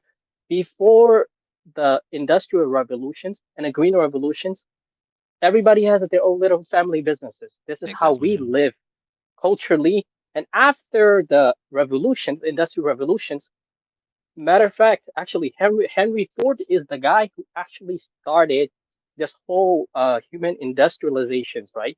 Me and my friends, we call it brain numbing jobs. Just keep constantly doing it, and you don't gain any skill. You know, I used to work on Amazon. Like, keep getting packages. You're just tired. You're like, man, what did I learn, right? And I myself study something called Lean Six Sigma, and you have the thing. If you they tried their best to basically more industrialize, you know, basically is very calculated engineer to basically drive man like a robot. And I do believe it's not natural. It's against our fitrah fundamentally. And, you know, like, inshallah, make dua for me, because I'm trying to be in farming, like little permaculture, urban garden, to get myself away from that system. That's what I want to share. Allah bless you in that endeavor, inshallah. And Amen. may Allah keep the robots away from us, because the robots are coming over for taking many of these jobs. Amazon is one of those industries where the AI alternative is taking over. And we're seeing it more and more anyway, you know, like some of these jobs are very repetitive, are the easiest jobs to automate. They're the easiest jobs to automate, and so it's actually not, it's disadvantageous if you don't have a skill that is unique or that is not easily replicatable. It makes you not only is the work less engaging intellectually, but it's easily replaced. So it gives you less job security anyway altogether. Brother or sister Fasnat, I think, said you're leaving soon, so you wrote a message. Assalamu alaikum warahmatullah. My name's Hafsa, sorry. Yeah, I've written it pretty much all in there now. Obviously the main message is that the whole plot of Shaitan, this is what he's our enemy, our sworn clear enemy, and all of these things are happening because that's his aim and his plot, and it's all coming true. And you're seeing it in all avenues, in women, men, education, economy, everything. So yeah, basically whatever I've written in the message, inshallah. But I do have to go because I've got another lesson at 10, inshallah. Barakallahu fiki. Thank you very much. Thank you for that. Sister Salama. It's a brother. Brother, you guys are tricking me. What's going on with these Wallah, names? no problem. So yeah, I have a couple of points. So first and foremost, I believe recently we all experienced the problem of being either employed or having liability. So for example, there were protests in USA where the students have to or were forced because of their loans, they couldn't protest anymore, and some people couldn't protest anymore because of their work. So they couldn't express, even if there is so-called freedom of expression, they couldn't express their freedom to protest against the genocide in Palestine. And there is even deeper than that. So you have Palestinian Authority, for example. Since I'm from Palestine originally, it's not like all of the people in Palestinian Authority they want to work for Oslo traitors, but it's because they have the riba loans and they have the pensions that they have to pay for. So that's why they are basically slave and going against the Muslimun in Palestine.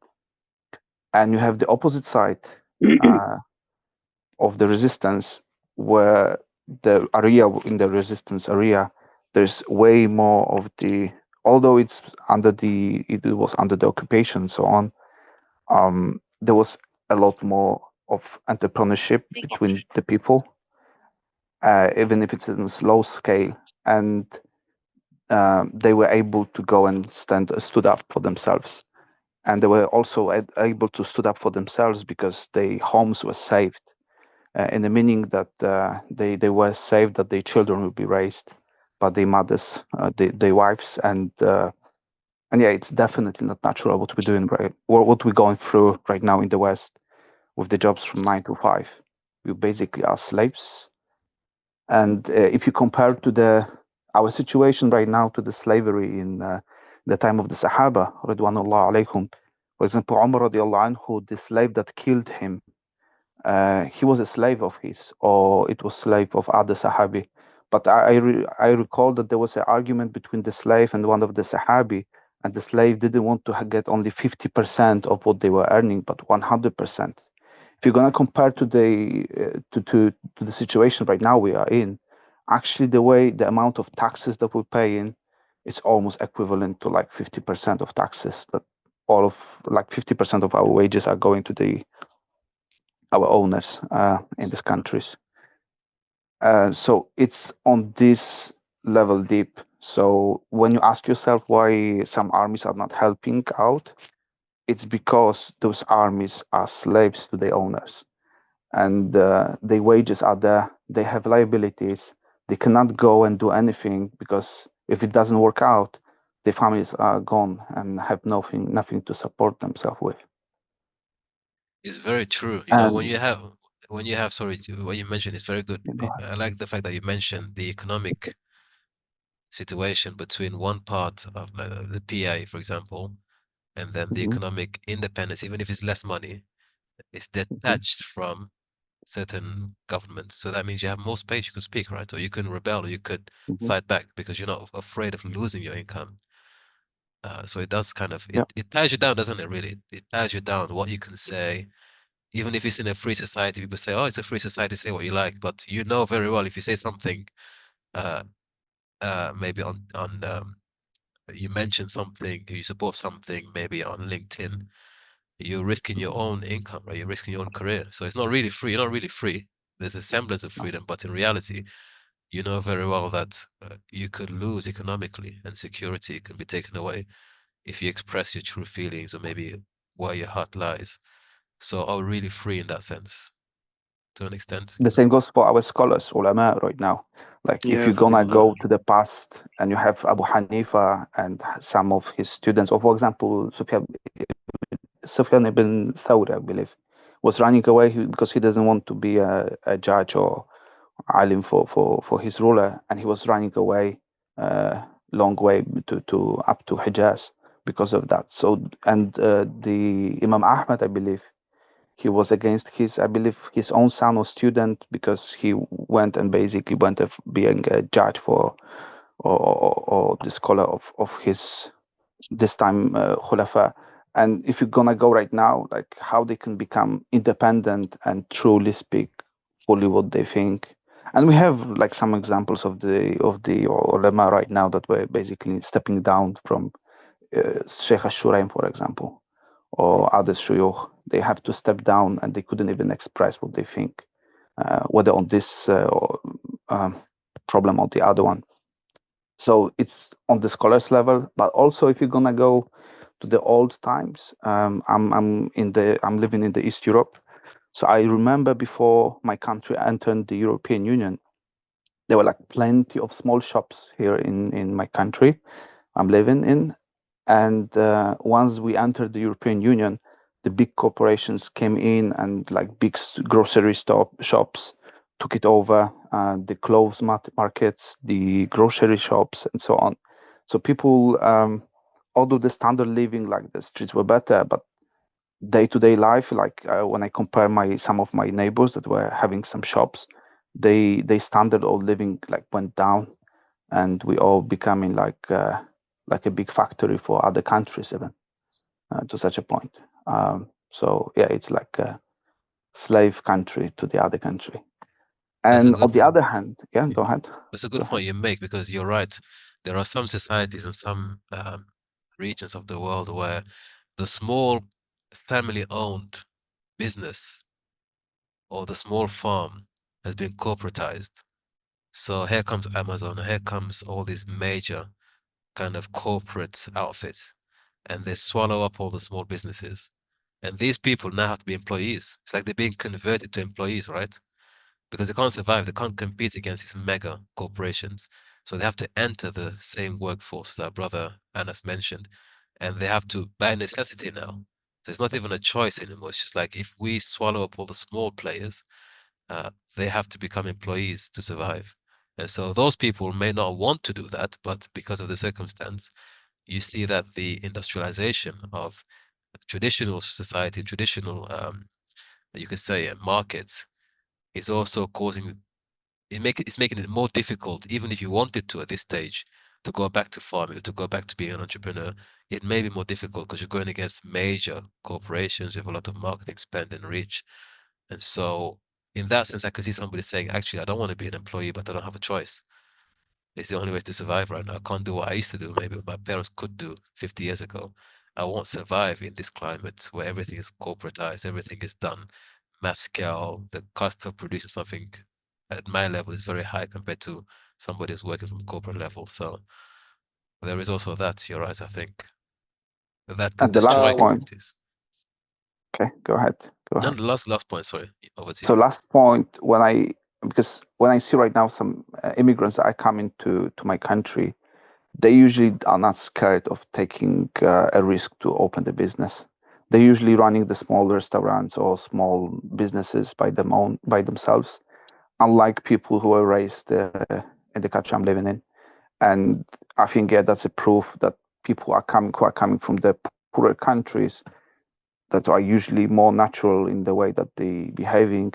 They're not scary to do what they should be doing, or we all should be doing, because we are just like in this sweet, lazy slavery spot where we're getting enough to survive, have a pretty okay life, but we are not looking for anything more, SubhanAllah. even in dunya. That's a good point you make between people who come to certain countries. A friend of mine left and he went to the Far East a couple of years ago to start a life over there. And he told me as soon as he got there, right? So while he was here in the UK, he was really kind of applying, trying to get into an office role for years. And he got to a point where he started kind of working for free just to get experience. Then he moves to the East, and within the first couple of weeks, he's sending me like investment plans. He's like, I want to sell tea. And I said, what's going on? He goes, where I live right now, I think it was Indonesia, somewhere like that. He goes, in the village, wherever he lived, every family had something going. So he said everybody has something going. They're either working on the land or they're selling products. Everybody's an entrepreneur. So he says, because I'm in that environment, he became a salesman. He was giving me pitch and everything else, invest in this, and he had like his packaging and everything else. That's it. That's amazing. Because look, if you come to the West, you also are drawn into the corporate or the working 9-to-5 culture, right? You have to kind of blend in. Well, most of us don't. Most people do blend in. Others maybe start a business, as our brother said here. But the culture is that, isn't it? The 9-to-5 culture. So I guess you lose what would be a natural tendency to want to do your own thing. Whereas if you exit that, many people today talk of hijrah. They can only make hijrah long term, either if they have a job waiting for them on the other side, but in the long term, if they start a business. That's the most sustainable way to make hijrah, for example. It does give you freedom because if you can make money on your own, then you can really travel and it gives you a lot more independence that way. So it is, I guess, a more natural, quote unquote, way for survival. And if that's taken away from us and we feel, as our brother mentioned very well, we feel safe in our bubble of we get a check, we get living allowances essentially. It takes away from something that could be a lot more liberating in that we can speak our mind, we can travel. So in that sense, I think it's unnatural that we've kind of been boxed in that way. But I don't know. Does anyone else, Brother Hamid, Brother Sahil, Brother Anas? One thing I want to add is like, Sure. I am sorry, you guys are like everybody's here older than me. I should respect. So one thing I want to add is I grew up in the basically villages. I come here in like when I was like probably around 13. So we have a whole different perspective of life. Like I never considered myself American, not even a moment, right? And 9 to 5 is very strange to us. Even though we have little, everybody just do something. You know, they do farming. I know my brother, he will basically have a motorcycle. He will go to the back. He will literally cut grasses and come back and sell it. He make his living like that, you know? And so what I will do is like for since a couple of years, I did even in a Western country, farming is possible because we have now hydroponic, we have aeroponic system, we have a vertical farming, we have a permaculture, and there's something called market garden. Many people are doing it with their small land. I'm also trying to do that too. And basically, it's possible, but it's not going to be easy, like you say, because everybody is so like lazy, going 9 to 5 jobs. And it's possible to start small businesses, but we need to have a very strong community that able to support because the product that we're going to sell, we cannot compete against the culprit. Like if I grow a salad, my salad is probably $1. You can get it 30 cents in like supermarket like Aldi. So it's very competitive, but it is possible and it's still reachable. It's not too late. That's what I want to share. Alhamdulillah. All right. Let's move on a bit to the second part. He mentions the what we can consider crypto, right? So to get out of this unnatural way, there is an alternative way. And in his day and age, it was selling maps, selling formulas, or selling effectively the promise of finding treasures, the quick and easy way to make money, which today we know is the cryptocurrency market. Has anyone in this group considered that alternative or has actually done that and it's worked, or maybe has done it and it hasn't worked? What's your experience? What's your perspective on that first and foremost? Is he correct or is he maybe being too harsh about the quick and easy way to make money? Does anyone have any kind of take on that side of the discussion? Well, I haven't actually indulged in it, but I got an email once someone, probably a client, which led me to a page talking about cryptocurrency and I think what was that cryptocurrency called, that one of those famous ones, Bitcoin. Yes. Bitcoin, yeah. Yeah. So, but I just realized after reading it, hang on, this requires the market not to become too saturated, because if too many people join this and get on board with this, then this is just not going to work. So essentially, it, you know, that was a flaw I saw from the start, and I was kind of very, very skeptical about it from the start, naturally. But I suppose people who really, really want it, they're happy to overlook that risk and go right in. But do you think it is an alternative if done correctly? Do you think it's a viable alternative? Does anyone here have experience or have at least a Yes. positive spin on that to think actually he's wrong, because, or in the current sense, crypto is an alternative that can help us? Because I know there are people making money off this, right? The online market and maybe the crypto kind of. Does anyone have advocacy for it to say this is a way Yes. out for us? Yes, please. Instead, Yes. about the cryptocurrencies, I think the comparison, I don't fully agree with that, because I can see it like an asset, a real asset for people, not necessarily to make money quickly, but I mean there are like some cryptocurrencies which have like a real like utilities in the real world, like Bitcoin, like No. Sorry, brother to Yunus. well, I'm not yes. saying that it doesn't have value, because he does say that some people do make money, right? The treasure has value, but it's the market that was built around that. The selling the maps and selling the idea that you can also find treasure in that sense. But I call it, I guess I'm putting the crypto into it because that's the alternative that many of us see online as a quick way out of this trap.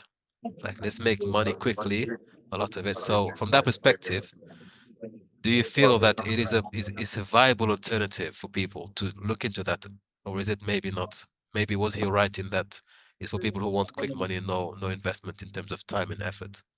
Yes, Ustad. I mean, the crypto space has become like that. I agree with that. It's like maybe 95% of people like trying to scam each other, you know, with ICOs and thing like that. So yeah, in this sense, it's true. It's really like it's comparable in this sense. Like the vast majority of this space has become like you said, like people trying to make money on the back of other people. So yes. Barakallahu feekum. Brother I will Hamid, Brother say, Anas. No. yes. Yeah, please go ahead, brother. Yes, sorry about that. I would say yes, because I have a friend, his name is Abdurrahman. He's a heavy guy in the crypto trading. And then he have a friend, Morocco's. He started $2,000, then he made it first time 30,000, then he make it 40,000. Then he lost money too, because he do day-to-day trade. The question will be, are you willing to learn the technicals? Are you willing to learn the skills? Is it worth it to live with the anxiety where you don't even wake up at the tahajjud, but you'll wake up at 2 o'clock to check your crypto? Is it going in? Is it time for shit? And he told me, listen, wallahi, I have missed a lot of chance to make $1 million because I was sleeping. Allahu Akbar. Brother, if I can add something about that, the people who make like money in this are really, really small, and there is not really like technical things to do, because like bots have replaced like humans like in this space. So you can't really like fight against that. The only way you can, it's like it's to play well, like the hot potato game, you know, like buy the thing you smell, like you smell the crypto, you know that people will jump in it, and you buy things before like the masses like buy into it, and then you sell before them. It's really like that. Beside that, there is not really like any skill you can learn to outplay like the $1 billion corporations who have like a real like skin in the game. So it's like he says, there's no science to it, as he mentions. It's just basically sometimes luck. You might hit the right crypto on the day. But is there any, is there if I anyone could say here who something. has a more positive, like who would say this is a viable alternative? Just, I mean, if I could just make a comment, brother. Of course, yeah, of course. Yeah, I just think that looking at this systematically, it can be helpful if we already have a meta plan at work, and it could be like a pragmatic move on an instance basis where one could, in a way, gather some resources for a bigger plan that one has. But I think that crypto or buying a gum for 10 cents and selling it for 20 cents in school days, this in general, if we could categorize all of these things under the hustle kind of culture, it could be anything. 500 years ago, it's crypto now. I think the systematic problem with it could be that it leads to, in a way, political and spiritual as well as intellectual passivity. And it's like entering a rat race, and it doesn't serve for anything, any kind of progress towards, as a Muslim ummah, as a Muslim community. And if I think the risk of it, the fundamental problem with it is the philosophy behind approaching it and the people who approach it to make quick buck and to survive from one day to another. It leads to, in a way, mindless kind of survival mindset. And I think that's the fundamental issue. But if there's some sort of a bigger plan already at place, and we see an opportunity, a pragmatic opportunity rising like crypto, and they always do, there's always a way to make a quick buck. It can be helpful and useful in order to fill a gap for a bigger project, for a bigger purpose, for a bigger plan.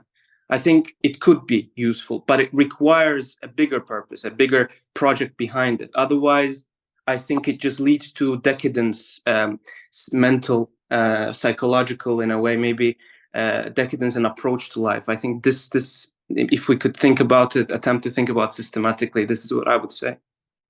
Barakallahu fikum. There are people who market the idea that if we have enough Muslims online as tech entrepreneurs, we could revive a communal spirit of independence. We could make hijrah. We could do so many things. We could be independent. Ustad, just real quick on that, we were talking about sisters in the workforce. I wanted to ask a question to everyone, the brothers previously and you as well.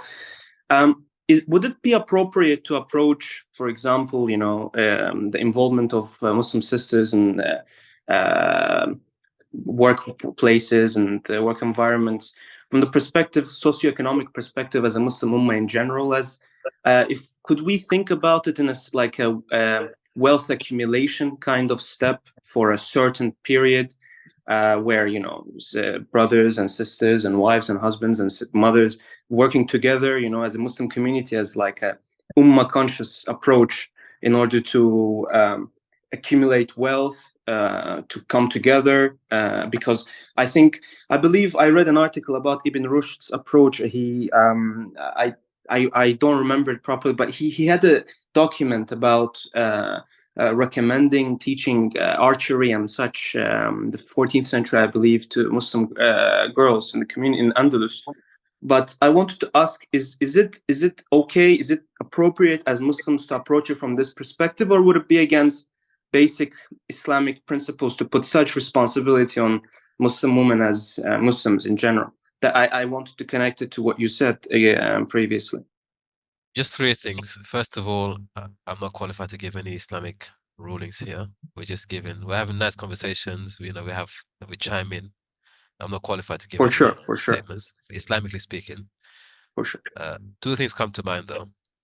The first is the very famous hadith. It's not a statement, it's just a reflection here, that a nation will never be successful where the women are put in charge. All right? Now, this statement is oftentimes taken to mean one thing. There are other interpretations. One of them being when the men in a nation feel the need to put women in their position. So, for example, men should lead, men should provide, men should protect. But if a nation of men find themselves incapable or insufficiently capable of doing that, and they need the women to back them up, that nation of men will be unsuccessful. Not because the women are in position, it's because they put them in a position that they shouldn't have to be in naturally. Yeah. So if I take the example that if we increase the work population by bringing our women into the work population, we could achieve greater good in the community. From that perspective, I would say maybe not actually, because we're putting them in a position they shouldn't have to be in. They shouldn't have to be in a position to have to necessarily supplement our income shortage by entering the workplace. But secondly, the most important thing is when women enter the workforce after World War I, World War II, it actually decreases the value of the wage, because now the salary is worth less. You're actually decreasing. What was her name? A very famous senator, actually, in Elizabeth Warren. Elizabeth Warren. She wrote a very famous book, The Two Income Trap. The Two Income Trap. And she talks of in the 50s and in the 60s, well, slightly before the 60s, when there was only one person working, they had a better lifestyle. They could buy a house on one salary. They were able to raise children, go on holiday. And the money that that one person brought in was able to sustain an entire family. But following the Great Wars, when the women entered the workforce, because they had to do so when the men were away, it made it more difficult, because now what was able to be done with one salary takes two salaries. And later on in the 80s and 90s, when the women wanted to take a break, they couldn't take a break, because now if you take a break and you go back to one salary, you will not survive anymore. So it's a trap, effectively. It became a trap, yeah. So if we draw them into the workforce, thinking it's a temporary, actually may be a problem, because now if they want to withdraw, it's no longer possible. You need two salaries to survive. There is, yes, hyperinflation of supply. Correct. Exactly, yeah. Thank you very much. I would like, if it's possible, I would like to send a video about that. It's Dr. Muhammad Talal Lehlo. He's like a doctor in finance and Islamic studies, and he talks like exactly about what you are saying, and he's like linking that to riba also. SubhanAllah. So yeah, if if possible, could you brother send it in the chat? Yes, but it's in Arabic, so that's fine. That's fine. Yeah. Thank you very much. Assalamu alaikum. Wa alaikum salam wa rahmatullah. One of the things about this crypto world, which has to be studied, is not a complement to the money system that we're dealing with today, or even what used to be backed by gold. One of the main values is the ledger system that comes out of it, which is going to be very it's very crucial to like anti-fraud, for not duplicating amounts of money that people said they had or they bought. Has a very good ledger system, which is going to be a benefit more so than a money maker, like people are thinking about it, like stocks, or because they do have a system of where the coins can be increased, and and then you can make a coin up, which is that has a value too. But we have to learn and understand this system, which has a value, but it's not the bottom line of how people should live their lives on it. But it has a value system, and the main thing is this ledger system that comes out of it. So if anybody has a business or there's any kind of counting that needs to take place, it's a very secure way to keep an account and keep people in what they said they was going to do. I don't know how to Smart say that. contracts, I believe, are connected to that system, correct? Well, it's you can use smart contracts with it, but it's what they call the ledger system is what is really the biggest value, because the crypto coin is the Bitcoin is the most, has a limit on how many there's out there. So anybody who's invested in that's where the biggest amount value is. Everything else is kind of up and down, But again, it has to be something that is learned, and most of us haven't really. It's a system that has to be learned. You just can't jump into it unless you're going to do the fast money like you all are talking about. Some people have been lucky They came in early. They did a few things when it went up, and they got. But that's not the way the system wasn't designed, as far as what I've learned for that. But it does have a value, and I think as the next generations start to work with it more, we'll be able to talk about it in a more applicable way. Right now, we're trying to understand, how we can use it to for the dean, to like the brother was talking about for the sisters. I mean, it's a very good ledger system, and our sisters right now are running households, but not in the way that supports a community. But this system that they have could be used for that. You know what I'm saying? We're doing. We want to come away from that. We want to get our sisters outside of being a provider, and they're very, very tied to it. It's really very un-Islamic. I'm talking about for the people in the West. I don't know what's going on in a lot of the other places around the world, but in the West, America, UK, women are very, very tied into being decision makers for everything that has to do with finance, and they're psychologically, attached to it. So this is just something Islamically we have to pay attention to. But this new currency does have a place, but we have to learn it.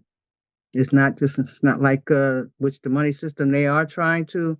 It's a digital system, and they are trying to manipulate it. And of course, the money, the people who had the old money, the big capitalists, they didn't really like it, but now whatever the money goes to, that's where they're gonna go. They didn't like it, they talked against it, but now they bought up a lot of the coins that have value, so they could sit on top of it. So, but that's not where its value is. So that's just my main point about the Bitcoin. Mashallah. We'll have another 15 minutes, inshallah. Brother Abu Sumaya, Brother Hamid. Oh no, I think I'm just going to lower my head, and I'm about to leave. Thank you very much for the day today. It was very valuable. Assalamu alaikum to everyone. Alaikum salam wa rahmatullahi wa barakatuh. Assalamu alaikum. Alaikum salam wa rahmatullahi wa barakatuh.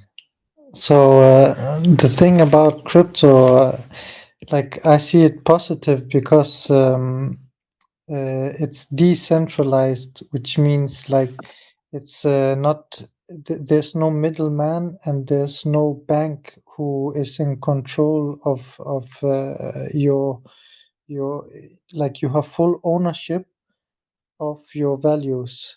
So like this thing, I think I'm positive in this aspect, like that the theory that crypto is decentralized and it's independent from the banks. But yeah, like Veneta says, I think you need to study it much more. But like in theory, it's unique and very beautiful. This technology that you have ownership, and there's no middleman. And you're full control in your values, and you can instantly transfer it by the blockchain, which is decentralized again. So that I wanted to say. And do you think it's an alternative then for this? What Ibn Khaldun says is not a natural way of making a living. Do you think it's a viable alternative for the 9-to-5 lifestyle? Or is it maybe?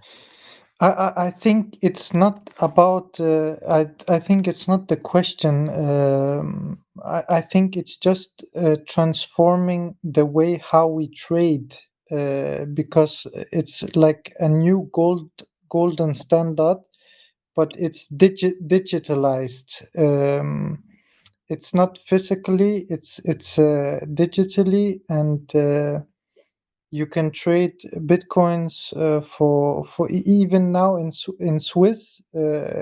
Switzerland. You can buy with bitcoins in McDonald's. So like it's trading, and also El Salvador is using Bitcoin. Like many countries are opening doors for this new kind of system, you know. So I don't think it's about like it's just how we trade. It's a new age we are in. This is what I think. Barakallahu feekum. Thank you so much. Maliani. What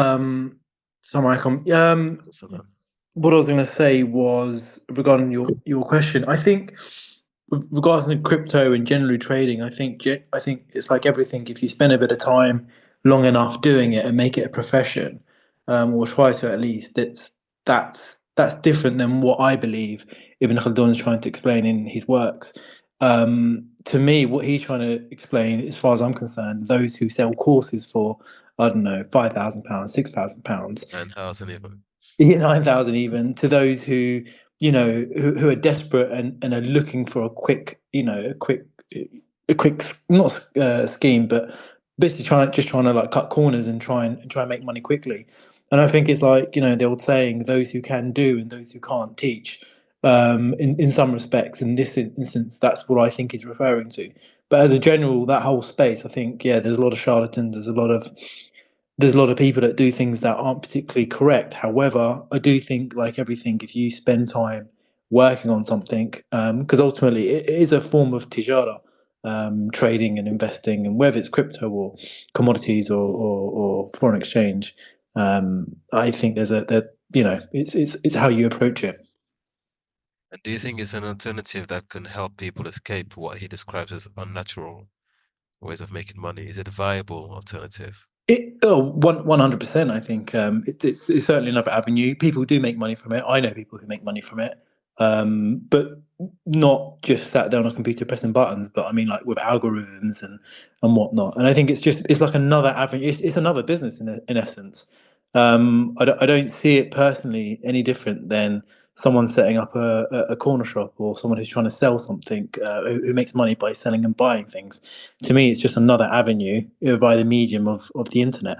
And 1,000,000%, I think it's another alternative to escaping the 9 to 5. Alhamdulillah. All right. Who is next? Brother Anas? To answer your question, yes, it is viable, but it's very technical. Crypto can be, but if I have to be realistic, I'd rather like invest it on probably like company back home, and I hope that it make good. Crypto is very technical, and it can be viable for somebody to replace 9 to 5 jobs, but they have to decide is it worth it or not, because like people who like do basically day trading is becoming like professional, like the brothers say. I've seen it. It is very, very like, I don't know, man. You lost your khushu. Like you just look at your phone every 3 minutes and say, You get khushu, but for the wrong things, because yeah, it's crazy. Like it's very crazy. And then it's very technical. It can be alternatives for brothers who are looking for 9 to 5, away from a 9 to 5 jobs. But they can start their own little business too, and like put it in crypto, try to go in it. That's just what I believe. Yes, it can be viable. Can be viable. Barakallahu feekum. Brother Salama? So when it's coming to Ibn Khaldun, rahimahullah, at least you had to know how to read the map. Right now, you don't need to know it even to make the money on Bitcoin. And so it's more like kind of money exchange. If any one of you saw it in our countries, let's call it. So when you exchanging the money from, let's say, Egyptian pounds to dollars and so on for the better prices, it looks basically like that, but it's on the larger scale of the differences between the money. On the other hand, as Ada mentioned before, definitely it helps with sending money between the countries unnoticed on certain coins, which is important for some of us at least. because the banking system had like full control over what we're sending, where we're sending, and questioning where the money is coming from, and so on. So in these terms, it's a huge benefit for all of us, but not in making money, but actually transferring the money and being more independent. The utility, isn't it? Yeah. Barakallahu fikum. And Habibullah. Assalamu alaikum. Wa alaikum salam wa rahmatullah. So I want to explain some things that I know about crypto. Bismillah. So I think it is actually an alternative for people, because when you talk about crypto, like the Web3 is like an integration between the internet and the blockchain.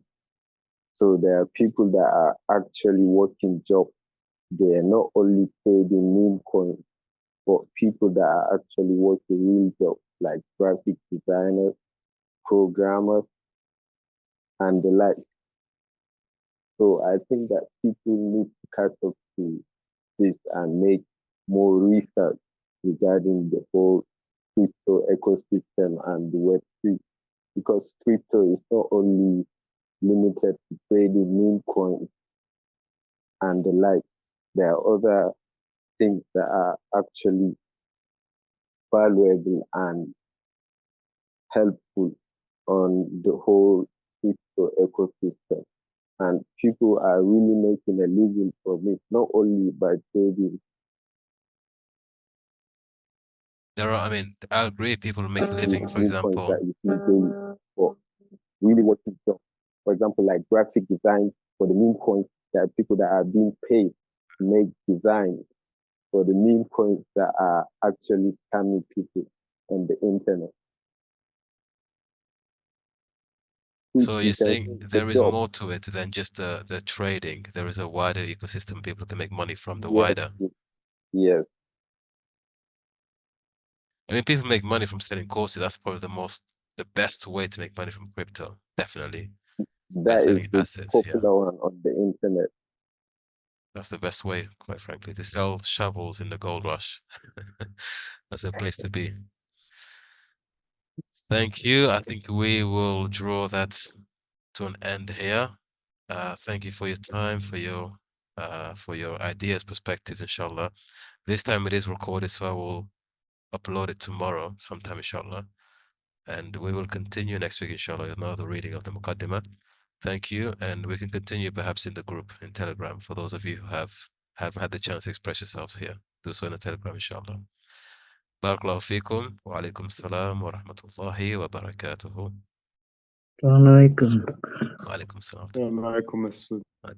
Once your work is finished, don't watch the television. Once your work is finished, find something constructive to add to your mind. Have an hour for reading. And I don't mean read comic books. Read something that will make you know what's happening. So when you get in a conversation, you can sound intelligent, even if you aren't.